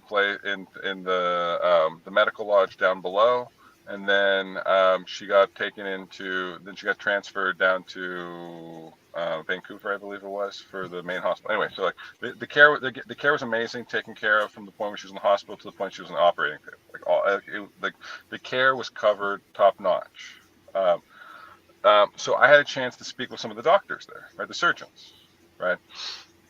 And I asked them after like getting the lowdown of like the medical stuff, like just I was like, hey, I don't have a chance to talk to like doctors from Canada very often. So how do you like your system? Right? Just curious, right? Like, what are the pros and cons from your standpoint, right? Because we get like a caricatured version of it in the United States. Like, what do you say, right? And he's like, okay, and he's like, look, I'm an orthopedic surgeon, right? He's a bone surgeon. Right. Yep. He says that his pay is capped at $450,000 a year. Right. So he says he could make 10 times that or more working in Beverly Hills as a surgeon. Right. But he gets something like it's not like it's not 100% even trade. Right. Because he doesn't have any staff. Right. He doesn't have to hire anybody.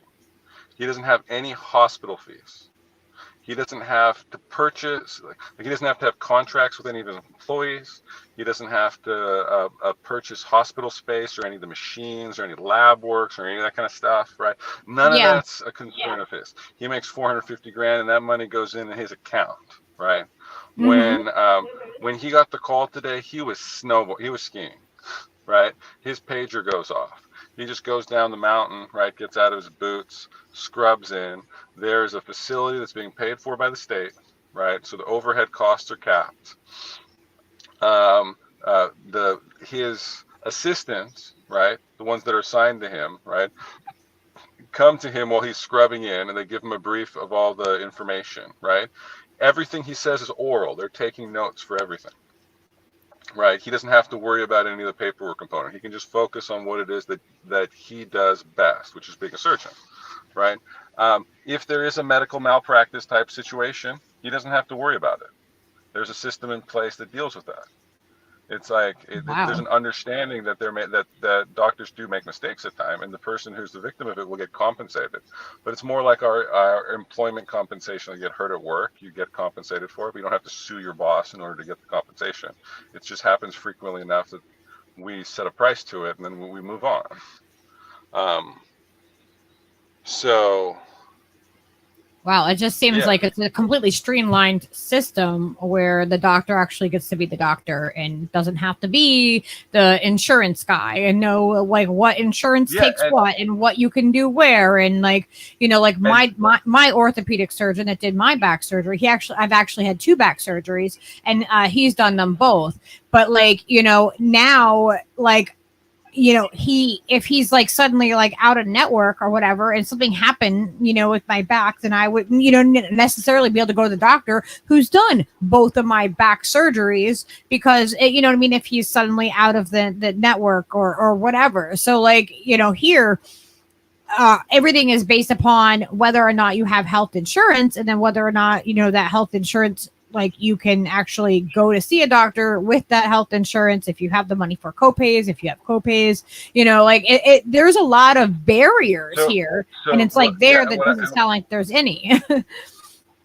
But so, I mean, the barriers over there are making sure that you have enough of these operations that to serve the public, right? The capitalist systems tend to be more efficient allocators. Right. The problem with the healthcare system is what you're describing right now, right? The billing, the insurance, all this kind of stuff. This isn't healthcare. I'm saying like this isn't healthcare. We include this as healthcare, the health billing, right? And there's something like 1/3 of all healthcare spending goes to this. But this is just annoyance and inconvenience. Like it's we waste a lot of money. We waste a lot of money. What I say is it's comparable when I hear people like, and again, it's like, look, I'm more from the libertarian side, but it's like I met my wife at Burning Man. I'm a temperamentally very lefty person. So when I see a bunch of people who are like when I see like 1,000 people protesting for 10 days, right? For some type of injustice, right? That's 10,000 hours of labor. Like, if you guys had channeled that into something productive, like a community building program of some kind, a community art program, a Gardens, program that went around. you know, What I'm gardens saying that is like, it's teaching like a program. people. Yeah, what I'm saying is, or it's like renting out like a floor of hotel rooms, right? Bringing in, having an open invite for all the homeless people, right? Make some deal where like there's a barber set up in one of the rooms, get everybody a haircut, make a deal with them, be like, hey, look, you get the shower, the haircut, we'll give you new clothes. The deal is you give us your old shit and we burn it, right? Like you're gonna walk out of this with like feeling good about yourself. And then there's going to be in the other room people that are looking to hire you as like security gigs and stuff like that, right? It's like you can walk out the front door without a job, or you can walk out the front door with the job. Some of them are going to walk out the front door without a job, right? But they might walk out the door feeling good about themselves, right? Remembering a better time, and maybe that's what snaps them out of it. I've helped do those actual programs, like what you're saying. Like I've helped actually do that stuff. I've done a lot of volunteer work within the houseless community and in my community, and we've done those events, and it's amazing to see how good people feel. You know, like they just need a little bit sometimes. That's an amazing boost to somebody's morale if you just like, you know, acknowledge them as being a human being that has needs.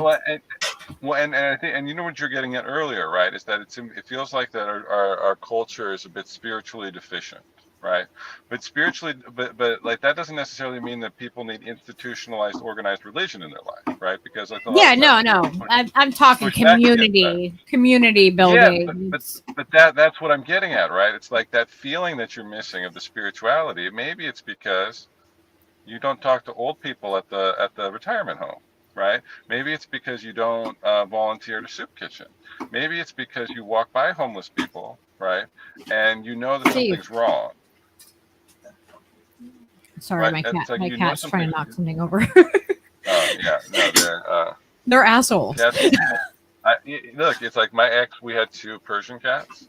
And I was like, I grew up around dogs, so it took a little while. Like you come home, you see them, you're like, oh, I'm happy to see you. And they're almost like, who are you? And why haven't you opened food yet for me? Yes. Like at the same time. Indifferent. They can be, absolutely. They're definitely different than dogs. They have definitely they want your attention when they want it, and like that's it. With a dog, they're like, oh, you want my attention? Like, oh, I'm right here. But so kind of like that. But that's where my theory, right, was that I was like, look, I know these Burning Man lefties, right, and I went to evangelical Christian school with like these righties, right. So I actually think that on this issue of veteran suicide prevention, right, I can bring them all together, right. It's if I expand it out too much in the beginning, where I say it's also open to all sexual assault victims, and it's also open to all homeless people, and it's also open to all prisoners, and there's some people in the psychedelic community that would say, hey, look, having kids go through this during puberty is something that's that maybe like this is what the ayahuasca communities do. Right? We have to take like pieces at a time. We can't do the whole puzzle. We have to put the pieces together. We have to build it. Is like, and I'm listening to some of the people who come back from their psychedelic weekend, right? And they're like, oh my God, I've got all these visions that I want to share with the world. And I'm like, yeah, you do realize they're going to kill you, right? It's like, what we have to do is like, be like, okay, there's a group of people here, right? Vets, right? We all love the vets, right? It's like, the truth is we do, right? We love them for their sacrifice, right? These guys want to test it on themselves, right? And they have informed consent. They know that they have something, and that they want to, you know, they want to find a relief for that, because the alternative for many of them is a life of misery, or suicide is on the table. So really, what do they have to lose at this point? And the alcohol abuse numbers are astronomical, right? And that's what we're saying at, right? It's like all the other groups too. Like if you guys want in on this, right? You guys should support this, because the research that comes out of this in 2 years, if we do it correctly, right, will then be your best argument for including your group in the next research phase. But also that's why it's just one of those things where on a practical matter, because so many people are unfamiliar with it, it's just like, if as what I've stuck to the least objectionable group, right? And the least objectionable groups were vets who genuinely believe amongst themselves that it will reduce suicidal ideation by an exponential factor, and they want to do the research to the highest ethical standards, right? On that, nobody disagrees, right? What should happen after that, right? Reasonable people can disagree, but also reasonable people should be able to agree that we should have some understanding of what the research is before we take the next steps. So yeah, I think we have because it's been so demonized for so long. I mean, if anybody went to school and what year did they start it, Steve, when they brought in the DARE program? I know that they've ended the DARE program, but they used to fearmonger us about it. Like, oh my gosh, you're gonna do this and that. And not psychedelics are not for everybody. I just want to put that out there, that it doesn't work for everybody, and that's why there needs to be testing to see if it does affect certain people in certain ways, and you know what I mean. So part of the reason why I don't support making psychedelics fully legalized, right, is because although they have been legal in all cultures throughout time, for the most part, right, they have never been widely available to the general public throughout all those cultures through all time.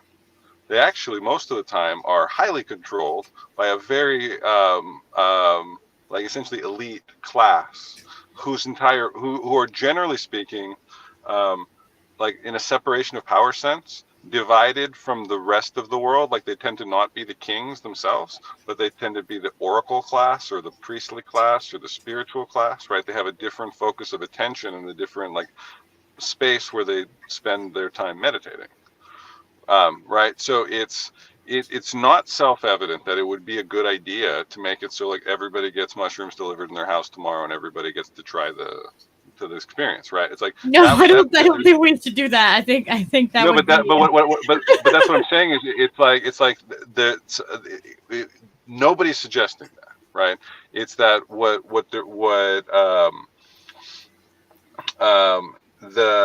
the goal is, the part of the goal in the research is to figure out what the optimal set and setting protocols are. Is the introduction of art in before and after something that's more beneficial? If for the studies that are run where the shamans from the rainforest come in and they do their ayahuasca setup with their own tribal versions, does that have disproportionate benefits to the people that receive it in more of a clinical setting? But the clinical setting, in all of these things, safety is one of the things that you can account for, because essentially what you're doing is inducing a psychotic break from reality in a lot of different ways.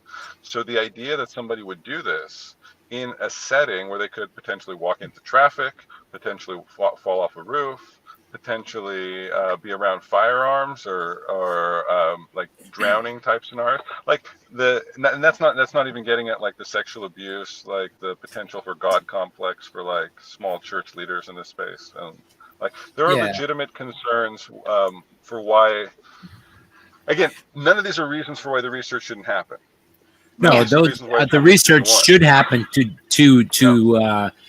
dispel some of those things that are, just expected and kind of everybody's indoctrinated to think or believe that will happen. Find out what's true. I think ultimately that idea of this shouldn't just be wide open for everyone. There should be specific people.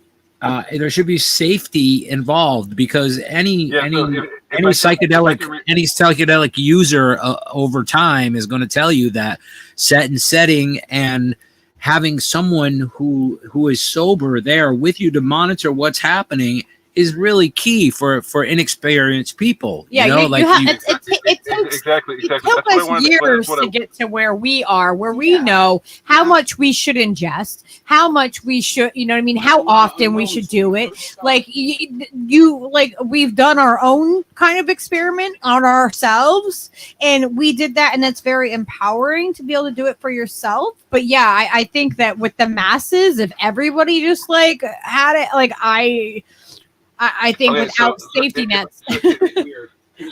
So I can. That's why I'm like, from my vantage point, right? If individuals want to choose to explore it in a religious context on their own, then they can be exempted individually from the general rules, right? But if what we're talking about is commerce, right? Like this is going to be made available to the public, right? Then it's not that I don't think the public should have access to it. They should. Right. I think anybody who says, "Hey, look, I'm depressed and this is the option for me," right? They should be able to walk into one of these buildings, right, and know that they're not going to get sexually abused while they're underneath, right? That the whole thing's going to be recorded. That there's going to be that they're going to get information to make the experience, the chances of a negative experience negated, but also a guide, somebody who can walk them through it. The guide should be a therapist who has both psychedelic experience and comparable trauma to what the underlying person is going through. So if it's a veteran who's going through it, it would likely be helpful if the veteran guide that they had was also from their branch at a comparable level of service, right? Yeah, I think there has to be a certain amount of assimilation between the patient and the person that is acting as guide. You know what I mean? You have to feel comfortable. You're very vulnerable because it is a vulnerable state. You know, like you can be in a very vulnerable state. I mean, I've had times where like I've been overwhelmed, like emotionally, like, and you heal like if you're dealing with emotional trauma, it's going to come out during your psychedelic experience. No matter what it is, you're going to like it. You don't have a control over like the spirit of where that is going to take you. You know what I mean? It takes the filters away. It's ego shedding. You know, it's a very like real raw, you know, experience that you can go through. But you can also go and do it at a concert, and you're just like having like an experience with a bunch of people. But if you're doing it in a spiritual setting or a healing setting, then like, you know, like it can be used in different ways. No, I hear you on that, but also like, let me give you an example, right? It's like I've heard more than one story of people who were at a concert and basically had psychedelics for the first time. That's not where I would tell them to ever do that. The first time I would not say do it like that. You see what I'm saying is that it's absolutely reasonable before it's allowed in the state of commerce, right? Yeah, like I would not want people to take it at a concert. But what I'm saying is, imagine like imagine a world where it's like you could go to the government shop, right? And you say, hey, look, I want an 1/8 of psilocybin, right? Like lab tested this strain of psilocybin, right? Sure. And they're like, okay, if you want this, here's the class you got to go through. Yeah. Right. And it's like, you've got 8 hours, 24 hours, whatever the fuck it is, right? Like something reasonable where you talk to people who've been guides before, they give you the breakdown for it. And you got to let them know that you understand the basics for how to take care of yourself to get it, right? But if you can pass the basics, then you get it, right? I think that's reasonable. There should be there should have been that that should have been like a certain camper or bus on Grateful Dead lot in the 80s, you know, and 70s. Everybody could have just went through their little training. They'd all be professionals by now, because I consider myself fucking professional when it comes to psychedelics. I've been eating them since I was 15. I'm 55 years old, you know, like that's you know. I wouldn't say expert. I would say personal expert. Personal. I'm an expert in my own self, your own and how I experience it. You would be good to guide people I could be through, a good guide. You know, that's like what I'm saying. Through an experience. All of those kids that I grew up with, that all traveled and toured and did all those things, would make excellent guide people. A lot of them were also ex-military. You know what I mean? And that's what I'm saying is those ex-military guys, right? Like they got so one of the complaints that you hear, it's like not so much a complaint, but it's a reality, right? So you're a special forces guy. You've done 9 deployments, right? You're so you've got the PTSD circuit breakers that are off, like that classic setup. You go to the VA. You get assigned a psychiatrist, right? Psychologist, talk therapist, and your talk therapist is 28 years old, and they just graduated with their fancy degree, and they're a licensed psychologist. They have no comprehension of your life experience. Nope. None. That's Right? true. So that person does have 10 years of university and may understand a whole bunch of theory, right? Okay. Now imagine that person has the vet is a SEAL, right? And their guide is another SEAL, right? And their Sure. guide has been working in this space for 2 years, right? Not 10, right? Doesn't have the fancy degrees, right? But that person's job is to sit with them when they go through this experience, hear out their stories with no judgment because they've been there and seen all that kind of stuff too. The person who's with them trusts them implicitly, knows, and they're also big and strong. So if there's like a outburst of some kind, they're comparably like situated. And then that person functions as their guide and walks them back through it, right? If that needs to happen under the supervision of the 28-year-old, because the 28-year-old is the licensed professional, fine, right? Right. But you have to have that component to it, right? Like it's like a buddy system. Yeah, You know, like it's having somebody that you can relate to, that you're gonna, you know what I mean, maybe you build a rapport and you get comfortable with this person. I mean, like obviously you have to make sure that lines aren't crossed and it doesn't become, you know what I mean. But like if it's in that setting, I think that would could be wildly successful. Completely help. Yeah, I think it could be really successful. So the problem is without that, right? Then you have the special ops person that goes and sits there. You've got this kid who's there functionally from like an experience standpoint, and then the people are like this, you don't understand, and then they play little games with them, and then they check out, and they don't come back, and then they're just disconnected from the VA system. It's not that the VA system doesn't have resources; they have lots of money, and they have lots of buildings, and they have lots of equipment. The problem is that the vets that actually need them have been disconnected from the system for quite some time, and their phone calls go to like one of the SEALs I work with, right? He's the guy that gets the phone call. Is like, he'll be like, hey, I can't meet you tomorrow because I got a phone call, so I got to go do an intervention like 200 miles away. So he grabs his Sacramento kit and goes and handles business with the people that have like the metaphorical or literal gun in their mouth, right? Like those are the people that last mile delivery is the hardest problem in Amazon. It's the hardest problem at the VA. They've got a lot, but it's the connection of it to the people who are in need, which is the problem. Yeah, and I think we need to stop creating this problem. I think we need to stop making, you know what I mean, people that are absolutely traumatized in this way, and we need to examine our foreign policy to change this.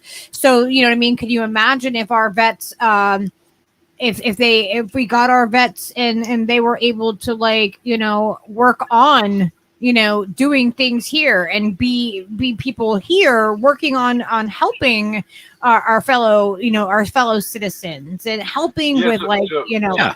So I think you're getting at the solution, right? So I asked one of the who's an Army Ranger buddy of mine. I just asked him, like, when we were on a long drive, and I said, so say you could design like an optimal suicide prevention facility, right?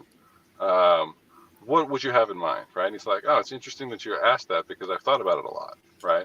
And he was like, I call it Valhalla, right? So it's for veterans, right? And then it's basically like, imagine like a 10 kilometer by 50 kilometer island or something like that, right? Like big, not super big, but I saw a spec for this once. Available for like 200 million off of the coast of Texas, like that has water and basic infrastructure there. So just imagine the size of that island, right? Yeah. And then imagine it converted into boot camp meets university campus. Okay. So like whatever like would be considered toys of boot camp, right? Like shooting, like helicopter stuff, like the fun stuff. And some structure and discipline are part of the location. Like you're going to be getting up at sunrise, getting physical activity done, eating on a schedule, all that kind of jazz. right? And your housing's not going to be luxurious. It's going to be barrack style housing, but there's plenty of it, right? And so this facility is essentially operated by vets, staffed by vets, and then has professors and people going through there, right? So the basic idea is every vet, when they get discharged out of the military, knows that if they ever need help, right, they can call this number, and then the person on the other line is going to be a vet that transfers them over to a vet from their branch of service and their like level of operation, right? And then stays with them on the line until the Uber comes and picks them up, takes them to the local airport, flies them to the airport closest to Valhalla, right? They get picked up in a car, meet up with the member of their branch, right, who walks them through orientation. And the orientation is like you're going to run through a boot camp course, right? There's going to be physical exercise. There's going to be discipline. You're going to learn some skills, right? Do you want to leave here with a truck driving license? Do you want to leave here with a helicopter license? Do you want to leave here with a pilot's license? Do you want to leave here with what the fuck do you want to leave here with, right? And so then while you're there at that setup, some of what you're going to be doing is talk therapy, right? Hopefully there would be a psychedelics testing space here where you can get the brain scans done before and after. But then any vet, whenever they're in need, can go through this place, check in, right? Check out of it with a life skill that they didn't have before, a 2-year lease, something that like a ladder to help them get back and reintegrated back into society, right? Yeah. And if you have a facility that can hold a few thousand people at a time, right, cycling people through, I mean, look, if they had 50 helicopters there, like surplus items from the military, and then you have a hurricane hit like a couple hundred miles away. Well, you have 50 self-responder first responders with helicopters that can show up on relatively short notice, right? That could be like super low cost thing as well. Like all the housing and all of the stuff that it would take to do that could, you know, provide the manpower needed to farm their own food and farm food for, you know, the homeless people, whatever, you know, and to like just make them a little mechanism that generates stuff that the community needs wherever, you know what I mean? Wherever that happens to be, that Valhalla idea, if that was like franchised all over the place, I think that would be fantastic, you know, like really a good way to integrate people back in. Yeah, people need to have a way to integrate back in, and they need to have a way to feel like they don't have to just exit out and that's it. Like they need to know that there are other options, and that, you know, that they don't just have to go to an extreme. That's what I'm getting at, right? It's like, so like, and that's why it's like you guys are saying, it's like, oh my god, yeah, that we could probably actually build some like if you're talking about building this for $1 billion and the Defense Department has $1 trillion budget, right, and the VA spends $40 billion, right? They just add money. Like there's no limit on our money. Like we really don't have money that's backed by gold anymore. So I mean, literally, they could just make a budget for it and then just do it. Like that's all. Yeah. I mean, like it as simplistic as that sounds, that is, they could do it in reality. I mean. Yeah, but so that where my focus is actually to raise the money in the private sector and to limit the ask for the federal government to just change the rule from Schedule 1, right? Because the problem is once you add money into it, then you have to go to like budget committees and you have to go to other committees, and every dollar you ask for, somebody else wants that dollar because they're getting bribed to get that dollar for their people. It would be nice in a perfect world if they said, look, it's a good cause, we allocate the money for it, no problem, right? Here's also the surplus equipment that would be helpful and the materials necessary to build your barracks and shit. Like that would be the ideal, right? But I would settle for, you guys can have the one room at the VA, right, which costs us nothing, right? The medical crews at the VA with the MRA and the brain scans, like all that will be made available for the research, right? But you guys have to cover the cost of everything in the private sector, right? I would take that deal, right? Because I think that I'm hosting fundraisers for this too, because the goal is to actually be able to raise enough money to do the Valhalla program completely in the private sector, and then just shame them into into like into the giving the surplus supplies. Right. So, I mean, Seems, anyway, I've that's got to wrap amazing. So how are you what is the action plan to do that? Like how are you like, working out the details of that? Like what phase of it are you in at this point? Like, well, so there's different phases. Like one of them is running for office, right? Because to the extent that I could actually become a congressperson, then I can actually literally write the bill for this, right? And then it's just a matter about getting awareness and attention brought to the issue, right?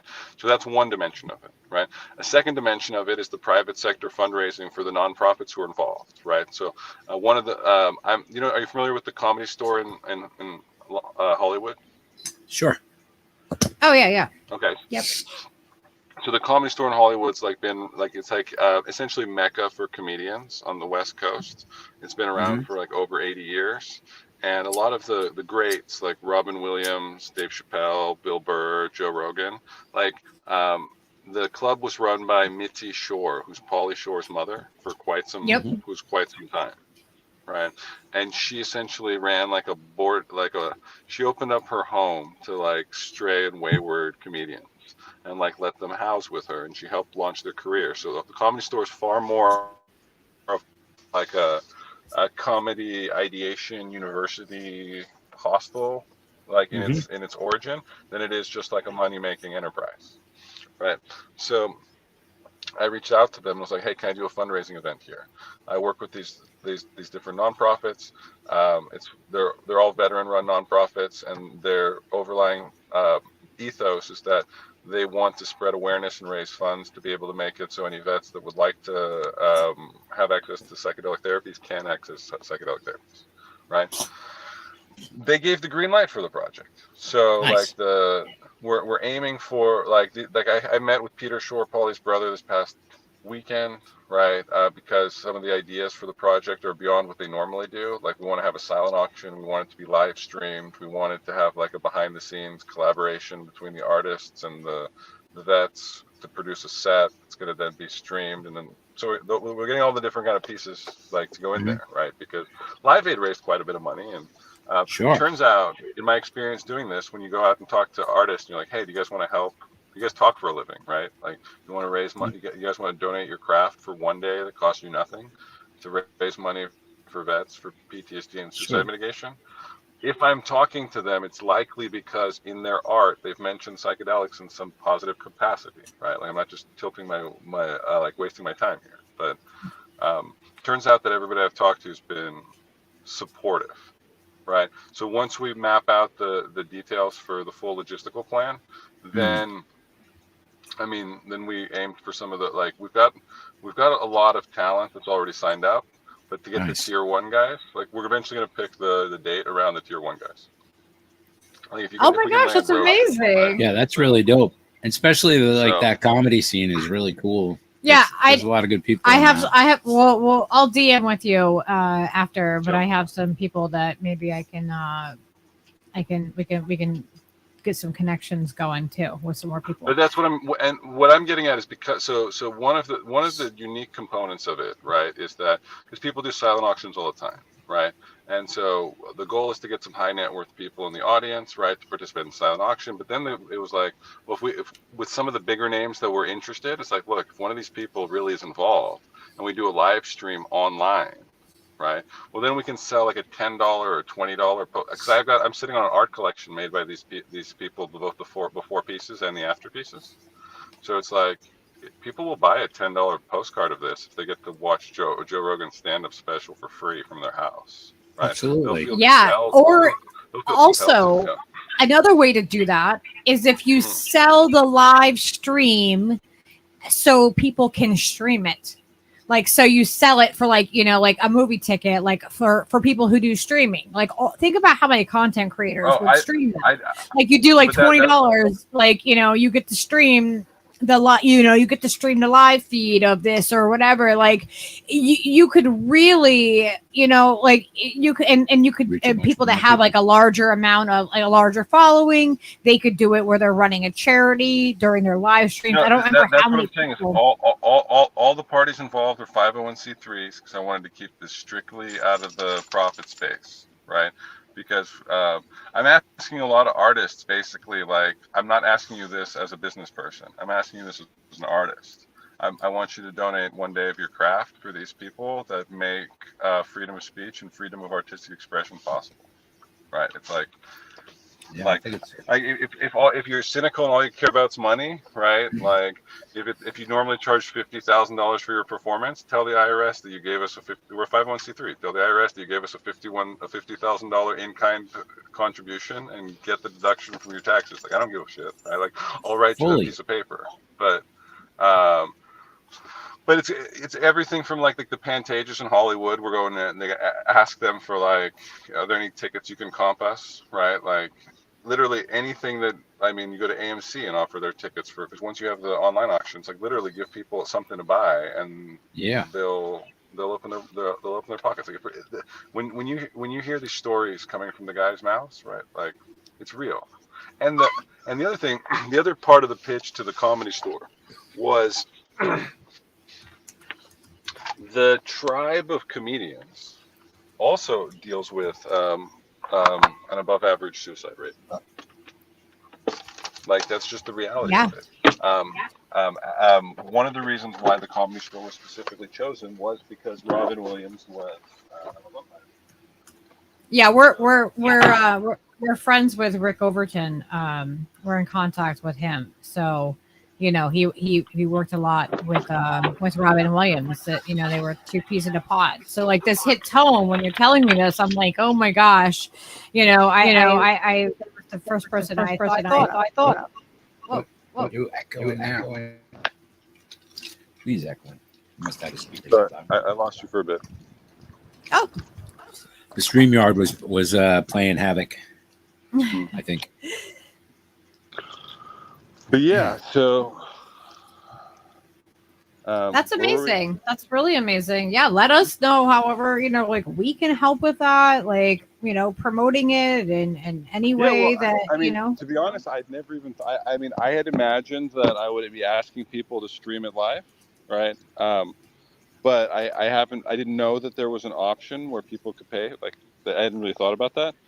So yeah, and then if you have a bigger channel, like some of the bigger, the bigger streaming channels, like they can do it where everything that gets donated is going towards something else, like where that channel doesn't make the money. Yeah, but there's a way for YouTube or whatever to set that up where they can do a charity stream. I don't know how many subscribers they have to have. I think it's a larger amount, but like, I'm sure that that's totally workable, that you could, help. You could have some of the people with a larger audience do that kind of thing, like, and where all the proceeds go toward, it's a fundraiser. Exactly.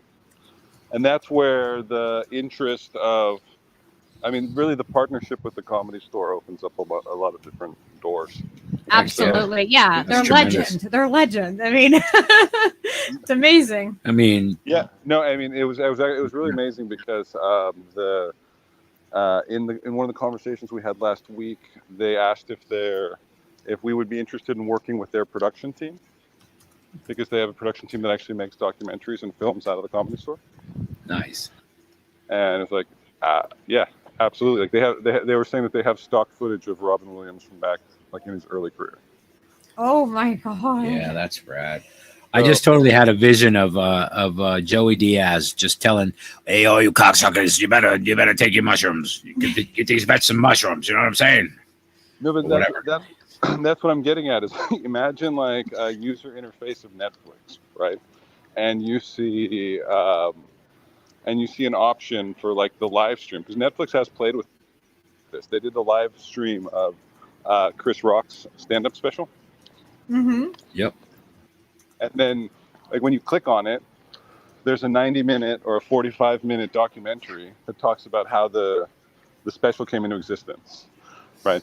There are testimonials from vets, spouses, children that you can select from, and then there's the personalized sets from Joe Rogan, Bill Burr, Dave Chappelle, and whoever else comes to mind. That's amazing. Hell yeah. That would be absolute. Oh my gosh. Sick. Yeah, look, I mean, the reality is that psychedelic content is something that is of value in the Netflix arena, the streaming arena. Oh yeah. So. And people and people that don't know about it are suddenly going to be like, oh, wait a minute, what? Like they're going to want to know about it because, you know, like especially if they see that, you know, there's a larger growing interest in it. Like we can definitely get that. We can get trending and get people's eyeballs on it. And it could do amazing things and really help people. It would be so amazing to see this like actually come to fruition. Yeah, and that's why, like, I forget who's the common person that introduced us, but whenever I hear that people are doing podcasts, like it's just a couple hours of my time to speak to you guys about this. But the reality is that awareness is a huge part of the game right now. Heck yeah. Absolutely. And all I can pass on your information to other, you know what I mean, other podcasts, and you know, let them know that, you know, like this is what's happening, and you know, I'll pass that word on to as many people. Yeah, no problem. And look, I mean, and that's what I'm saying is, like, to the extent that you guys want to be part of like the promotion for like the streaming for this, like I'm literally in the stage right now where I'm building out the team. So, yeah, well, we'll help however we can. I'm an artist, and I have my own little, like, it's a very small shop, but I could definitely put together some stuff if you wanted, you know what I mean? If you're going to have auction stuff, I can put some stuff together for that. And exactly, you know. That's exactly what it would be, right? It's like just any like a customized piece that was designed for the event, right? Where it's accompanied with your story, right? You mentioned that you were a military brat, right? Yeah, like this is personal to me. You know what I mean? Like, you know, I remember seeing, you know, the soldiers coming home from Desert Storm, and them coming back all battled and wounded, and being a little girl. I was 10, and like I set up a free lemonade stand for them because those were my heroes. I got their signatures. They gave me trick boxes that had like Arabic lettering on it. They brought back like. But I don't have the Tricks box anymore, but it was a Tricks cereal box. And like they gave us little things, and I remember being that like proud little girl. Like I want to be proud about my country that way again. I want to be proud like I was when I was a little kid on the bases and like listening to Taps every night, and the whole island would freeze. You know, I lived on Governor's Island in New York. Really historic, like one of the coolest places I've ever lived. And, you know, like I want to feel that for, you know, for our military again. Like I feel like this would bring that to me, you know? That's what I'm saying is that in my experience, right, I say this a lot too, so because in the political space, right, is that I'm acting under the assumption that most people in government are not evil people, right? Is that they're just a cog in a machine that doesn't actually spend too much time thinking about veteran suicide, so they don't really think about solutions, right? And most of the time, these people tend to not have much understanding of psychedelics in the first place, especially the older people that are actually in the legislative seats, right? Yeah, I mean, I bet you if we did a poll, I bet you, you know, I mean, it would be, you know, like our assumptions about them were probably true on this topic. Just, you know, based upon life experience, that you're probably 100% right on that. Like that's but there are a couple parts of it that are less forgivable for me, right? So, like, so you know Hunter Biden, right? I've heard of him. Oh, God. So Hunter Biden like used to have a problem with crack, right? And then in 2019, he writes about this in his book, right? He goes down to Mexico for a psychedelic therapeutic program. Yep. Right. He went to the exact same one that the special ops guys that I know went through. right? Like they told me about it at the time, right? Because they were like, "Hey, Hunter Biden came through. That's kind of cool, right?" Right. That's for wild. me. Yep. For me, I'm like, yeah, it is kind of cool because now the president of the United States is aware of it, Right. is aware that it works, and has a moral obligation to sign an executive order immediately. Right. Let's go. Because this is a problem that has like a daily cost of inaction, right? Yes. Put that out on that special. Put that out on that special. That's fire and right get it out to Just that everybody. notion right there. Just like put that little bit there in that special somewhere That's fire. and for get sure. the eyes on that. Then You you will It amount will ring some a bells. huge pressure.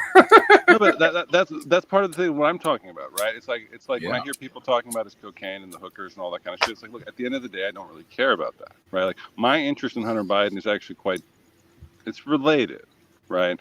But it's that they know this works. Prince Harry went through this shit too. It's not like it's good enough for it's good enough for people who are connected and have access and have wealth. Right. And that It should and be. there's something Everyone should have access to fucking ibogaine and fucking ayahuasca. Yeah. Absolutely. 100%. And that's one of those things. It's like, look, if it's like you guys are hypocrites on this one, like huge ones, and that's not okay. Like that's not okay from like the leftist position, the rightist position, doesn't matter. Like, Right. And it's because it's just crosses both ways, like into both sides.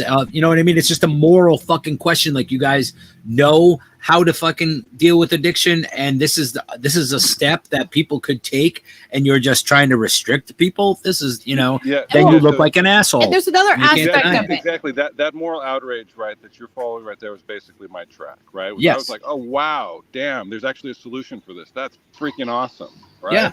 Hey, okay. Hey guys, why are you guys doing this in Mexico? Right? You guys are fucking American heroes. Like, why are you in Mexico? Like, I understand how like they send the plebes down here, but why you guys, right?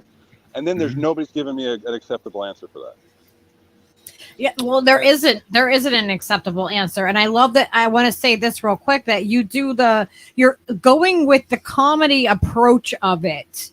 It makes it so much more digestible for people when things are given to them in a comedic way, because that's how we can talk about things that are really tough. That's why people naturally laugh when they talk about something that's like a really hard subject. It's like, I'm either going to laugh or I'm going to cry. So like giving it to people in a way that they can digest it and that they're able to like take it in. And and it's palatable. Like, you know what I mean? It's the delivery of it is perfect. Yeah, especially because of that, so it doesn't challenge people so drastically. It's not directly in your face. It's comedy. So like brilliant. when we're talking about something that's a really hard and heavy issue, and the fact that comedy has been just like completely like there is a target on comedy's back as well, and how like many with the how many censorship comedians- that's happening and everything else. How many comedians have committed suicide as well? Yeah, well, he was saying that there's dozens there's comedians, brilliant people. There's intersectionality between this, like There because they're the definitely truth is. tellers. They've always been the truth tellers. They just tell it to you in a way that you can digest it a lot of the time. Exactly. Yep. So you're getting at why because people. So I had some. Oh, I see it. I see exactly how genius this is. No, but so I had some people early on who were helping me, right? Like seasoned pros, right? And like one of them was like, you can't do it at the comedy store. The comedy store is it's not the right vibe, right? Like it's not like the tuxedo gala at the country club type vibe. Right. You need some like down, like something that's iconic. You know what I mean? That is iconic as much as the people. You know what I mean? Like it is part of our culture. I think that's a great venue. But that's what I was saying. So it's like, yeah, but the problem is I need these people to be taken seriously. Right. I need this story to be taken seriously. Like I need the people who tell this story to be able to tell it honestly and to be able to have deep experience telling deep issues. And in our society today, we don't get that from our media, for the most part. Yeah, that would not be, that would be the, if you said you were gonna like go on a media tour, I would be like, that's ridiculous, that's stupid, I'm sorry. Like, because you know, you can go until on a you media, get it established. yeah, you don't once do you that have till something it's already established, big. you know what I mean, then yes. But yeah, no, the people wouldn't digest it the same way from the media. They really wouldn't. And It would our just be legacy media be a flash in the pan. is like, you know, everything is so quick with them. Like, this seems like it's very thorough. It's thought out. The, you know what I mean, the approach of it is a good approach. The iconicness of the location, you know, like it's very like it hits all the points. It hits all the good points like that you want with something like this.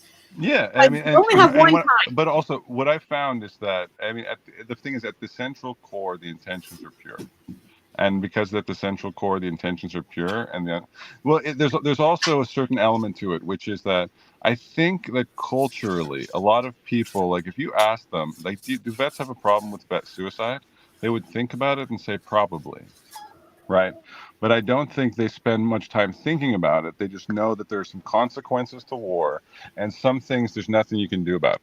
And since there's nothing you can do about it, then you better not to think about it, right? And then they just don't think about it, right? So they put their head in the sand, or they don't look at the vet that they're crossing that's sitting on the sidewalk with a sign that's like, I just want you to freaking pay attention to me and recognize that I'm another human being having a human experience right here.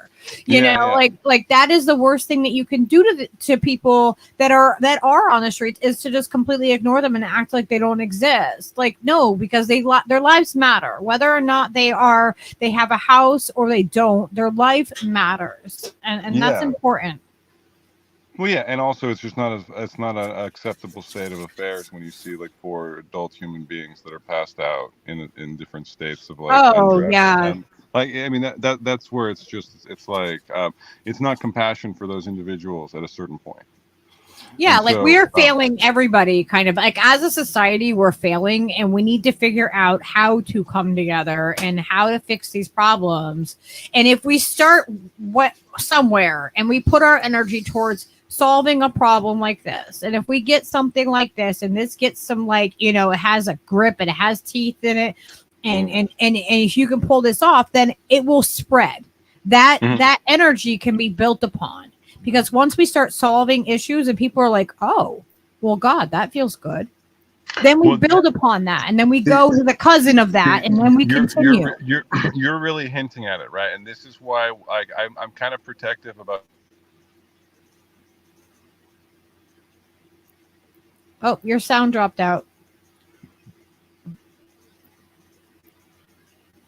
Oh no. Did we lose him? He's still here. Okay. I just don't hear him. Yeah, I think StreamYard's just playing up. Being strange. I don't know. It can be a combination of things. He might have muted himself on accident or something. Or unplugged his Oh, it's his it must be his internet. Okay.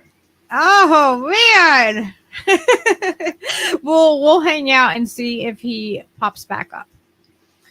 I really feel like, you know, this there's something to this. Like, this is really exciting. It's really exciting to be hearing about this and being on the, you know, being in the know with this happening. I'm just, it gives me hope.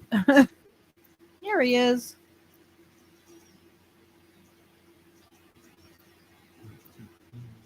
All right, are you there? Oh, you're muted. There you are. Oh, it went back out. It might have, might have to reboot or something. That happens. You'll have it does happen sometimes. You'll have that from time to time. So, how's everybody doing? Y'all okay out there? Did he get zucked into the metasphere? Are you back? Oh, you're muted. I don't know if you did that on purpose. Oh.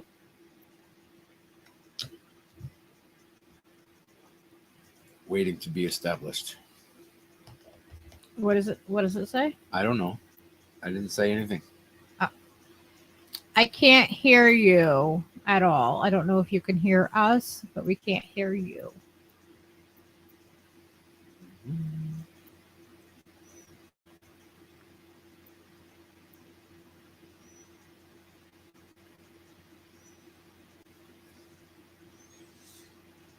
Can you hear us at all? I don't know if you... Did it work for a second? I think it could be the interwebs just being funky.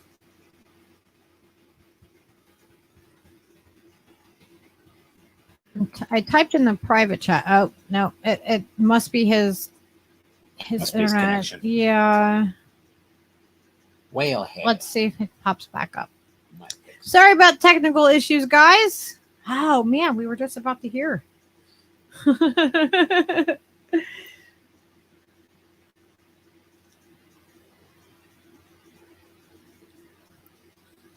But yeah, this really hits home for me.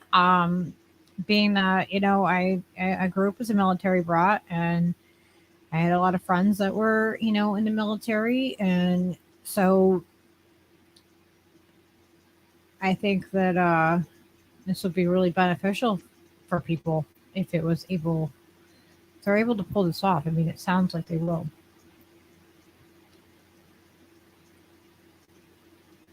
Oh no, I don't know what's going on.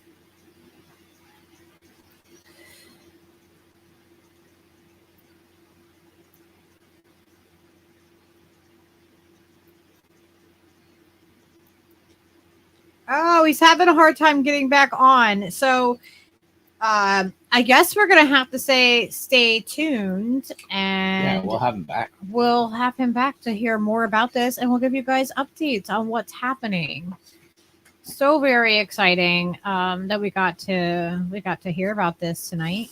Thank you guys all for joining us, and please hit that like button wherever you are watching the stream from. Tomorrow we're going to be doing some kind of stream because it's my birthday, and probably some you know, follow up with some psychedelics. So, you know, hey, we'll be doing that. Yeah. So I hope everybody has a wonderful rest of your day, evening, morning, whatever it is while you're watching, and we'll see you guys soon.